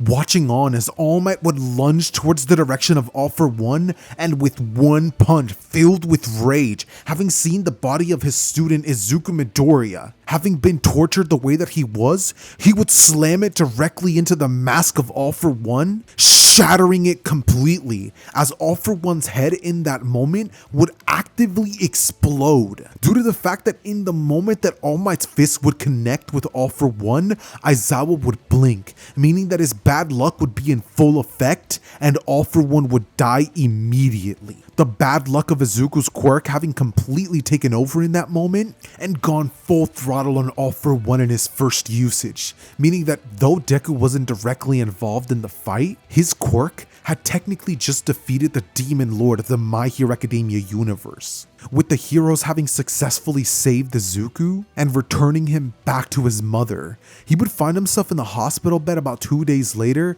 as his body finally, thanks to Recovery Girl's quirk, would have recovered from most of the damage. His fingernails now finally beginning to grow. As Izuku opening his eyes, he would get the biggest and longest hug of his life from his mother, who immediately realizing that what she needs to do is call the nurse, she would run out of the room being like, "Nurse, my son's awake!" the nurse coming in to check on Deku, as she would go on to alert the authorities that Izuku Midoriya was now awake. This would ultimately lead to the police officer Sukauchi coming in to check on Deku, as he would ask Izuku what happened during his time there, All Might arriving shortly after, as hearing of the torture that All For One and that doctor would have put on him, they would be glad that the doctor's now in prison and that All For One will never be a threat ever again. With the League of Villains having also been taken care of due to a mixture of other heroes in Mount Lady, Best Jeanist, Endeavor, and others among the sorts. And as Deku would begin to explain exactly what they did to him while he was with them, his mom would straight up pass out, be like, "My heart can't take this," falling unconscious, as Deku would say, "Yeah, now that I'm quirkless, I guess you could say my looks ran out, right?" All Might staring at Deku as he would say, "Not quite, young man. You've shown yourself to be heroic, so don't you dare blame yourself for anything that happened to your classmates. The attack was confirmed by the traitor at the school to have been planned way before you had used your quirk or even known about it. It was going to happen either way. The losses that day were unavoidable. Had we been more prepared, none of this would have happened. So for that, you have our apologies, Midoriya." Him bowing in front of Deku, who hearing that still wouldn't feel at ease because in his mind, he was responsible. He doesn't care what the records say or any of that. Had his luck had been had he gotten lucky, nobody would have died. He probably would have been able to put a stop to everything from the moment that the villains got there. All For One telling him that they lost amazing people that day. But to remember that the threat of All For One was now neutralized and he was home safe. So to never feel as though he has survivor's guilt. He's a hero through and through, All Might would say. Deku looking at him and asking, "And why don't I feel like one?" As All Might would tell everybody to step out of the room and tell him that though he may have lost his quirk, it was thanks to that quirk that they were able to defeat him. Because prior to the knowledge that All For One had taken his quirk and used it, he thought that it was just perfect timing. But after learning of the fact that All For One took the quirk and it ended up playing against him, he knows that Deku was really the one who saved them. He's the one who defeated All For One. Not One For All, not him, and definitely not the rest of the heroes. Things were barely playing out according to plan, until All For One would have used his quirk, and then everything seemed to work out. Deku crying as he could just feel a full flood of emotions just overwhelming him. As All For One would tell him not to believe that his luck has ran out. In this moment, plucking out a piece of hair and telling Izuku that he can still be a hero. Izuku asking what he's talking about. He lost his quirk. All For One's dead. There's no way that Deku could get it back. But All Might would then go on to explain the truth about his quirk, the backstory between himself and All For One, and ultimately, the fact that just as All For One could take quirks, All Might could pass it down. Izuku feeling completely just unworthy in that hospital bed, as he would take the hair, eat it, and smile at All Might through tears. And as All Might would look at Izuku, he would tell him that he's gonna be a great hero. Izuku spending the next couple of weeks healing in the hospital, as eventually returning to UA, which would once again be reinstated after the incident in the forest. Izuku would join the rest of his classmates, everybody welcoming in with open arms, except for Bakugo, who, feeling like Deku's quirk was at fault for everything that would have happened at the forest training camp, would hold it accountable to him. And with the day ending and him finally having the time to move into the UA dormitory system, which would once again be instated after these events, Deku would hear a knock on his door as soon as he would finish packing boxes, which would actually be Bakugo, who, wearing a gray tank top and some black joggers, would end up telling Deku that they've got some stuff to talk about. Deku, throwing a hoodie on, is following him into the random training grounds. Deku would ask what he wants, Bakugo telling him that just because everybody else is welcoming him with open arms doesn't mean that he should feel like a hero, since at the end of the day, his quirk is the thing to blame for the death of Koda and even that Class 1B extra. As Deku would look down, feeling some sort of guilt once again, Bakugo tell him, "Don't do that. Really don't do that. You're already back at UA and everybody's accepting you. And I guess I can't exactly kick you out off one vote. So how's about this? You use your little luck quirk Roll whatever number you want, but regardless of whether you win or lose, I want you to remember that those deaths and their blood, it's on your hand. Tossing a pair of dominoes square at the chest of Deku, who feeling them hit the ground and landing on even numbers, would ask Bakugo, how did he find out about this? Bakugo explaining to him that he's not an idiot, and saying that just because everybody else wasn't smart enough to notice what Deku did every time before he used his quirk doesn't mean he wasn't. Saying that he noticed every time he used his quirk he had to roll these dice, and that was a trend that started in middle school, wasn't it? Just about the same day that he was asked out by the prettiest girl in school. Deku's face showing an expression of shock as Bakugo would say, yeah, and I knew I was right on the money about that too. That's the reason you were able to come into so much money, isn't it? You got lucky and you used your quirk to win the lottery. I can't believe you turned out to be such a scumbag. Your entire life you didn't know you had a quirk, and once you found out you had one, you figured you'd use it to your own advantage your whole life. Deku cutting him off as he would say, you don't get to go there, Katsuki. Your whole life you've used your quirk as an advantage to push everybody else down. Bakugo yelling out, yeah, but my advantage has never killed anyone, or even broke the law. There's a difference between petty bullying and actually manipulating the system, and we both know that. Deku looking to Bakugo as he would tell him that he's not gonna fight him, but before Deku could even get those words out of his mouth, Bakugo would blast off towards him saying, to hell with this! Throwing his iconic right hook which Deku would dodge based off of nothing but muscle memory, before suddenly Deku would do exactly what All Might had told him to do, channeling the power of One For All throughout his body as Deku's movement would increase rapidly, having access to an easy 37% of One For All due to the fact that Deku is way more in shape than he would be originally. Because remember, Deku's been working out ever since he was at the age of 13 years old, meaning that he has an extra 2-year gap on extra training and muscle mass. So if anything, I'm low-key lowballing Deku in this moment. But I think it adds up because due to the fact that Deku hasn't exactly controlled One For All in this moment and it's his first time using it, I'm gonna be having some limiters placed on him because, you know, obviously I don't want him to just blow Bakugo up, and he'd kind of be able to control it due to the fact that he knows what it's like to channel a power throughout his entire body due to his luck quirk, so One For All would sort of function something like that. And so, as Deku would dodge the blows of Bakugo, Bakugo would say, so you used your quirk before getting here. Deku dodging once more as Bakugo would go haywire, sending explosion after explosion at Deku, who kicking up at the air would cause dust to rise up in Bakugo's eye. Him throwing a spinning elbow which Deku would block grabbing at it, before then kicking Bakugo into some railing. Bakugo getting back up as pissed off he would ask why in the hell Deku had to awaken such an incredible quirk. Why'd he lie to him all this time? Why? Why him? Why was he looked at the symbol of peace when that should have been his destiny?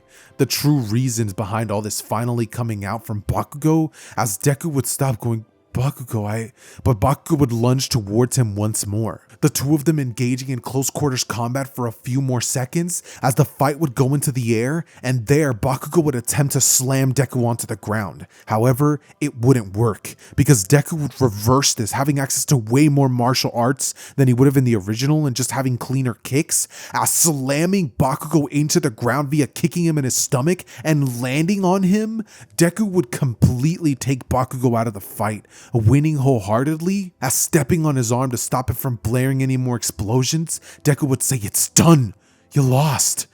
Now can we finally end this and talk? As All Might arriving, finally would end up saying, that's enough. This is when Bakugo finally getting up and seeing All Might, he'd say, just your luck, Deku. All Might comes in just as we were getting to the good part.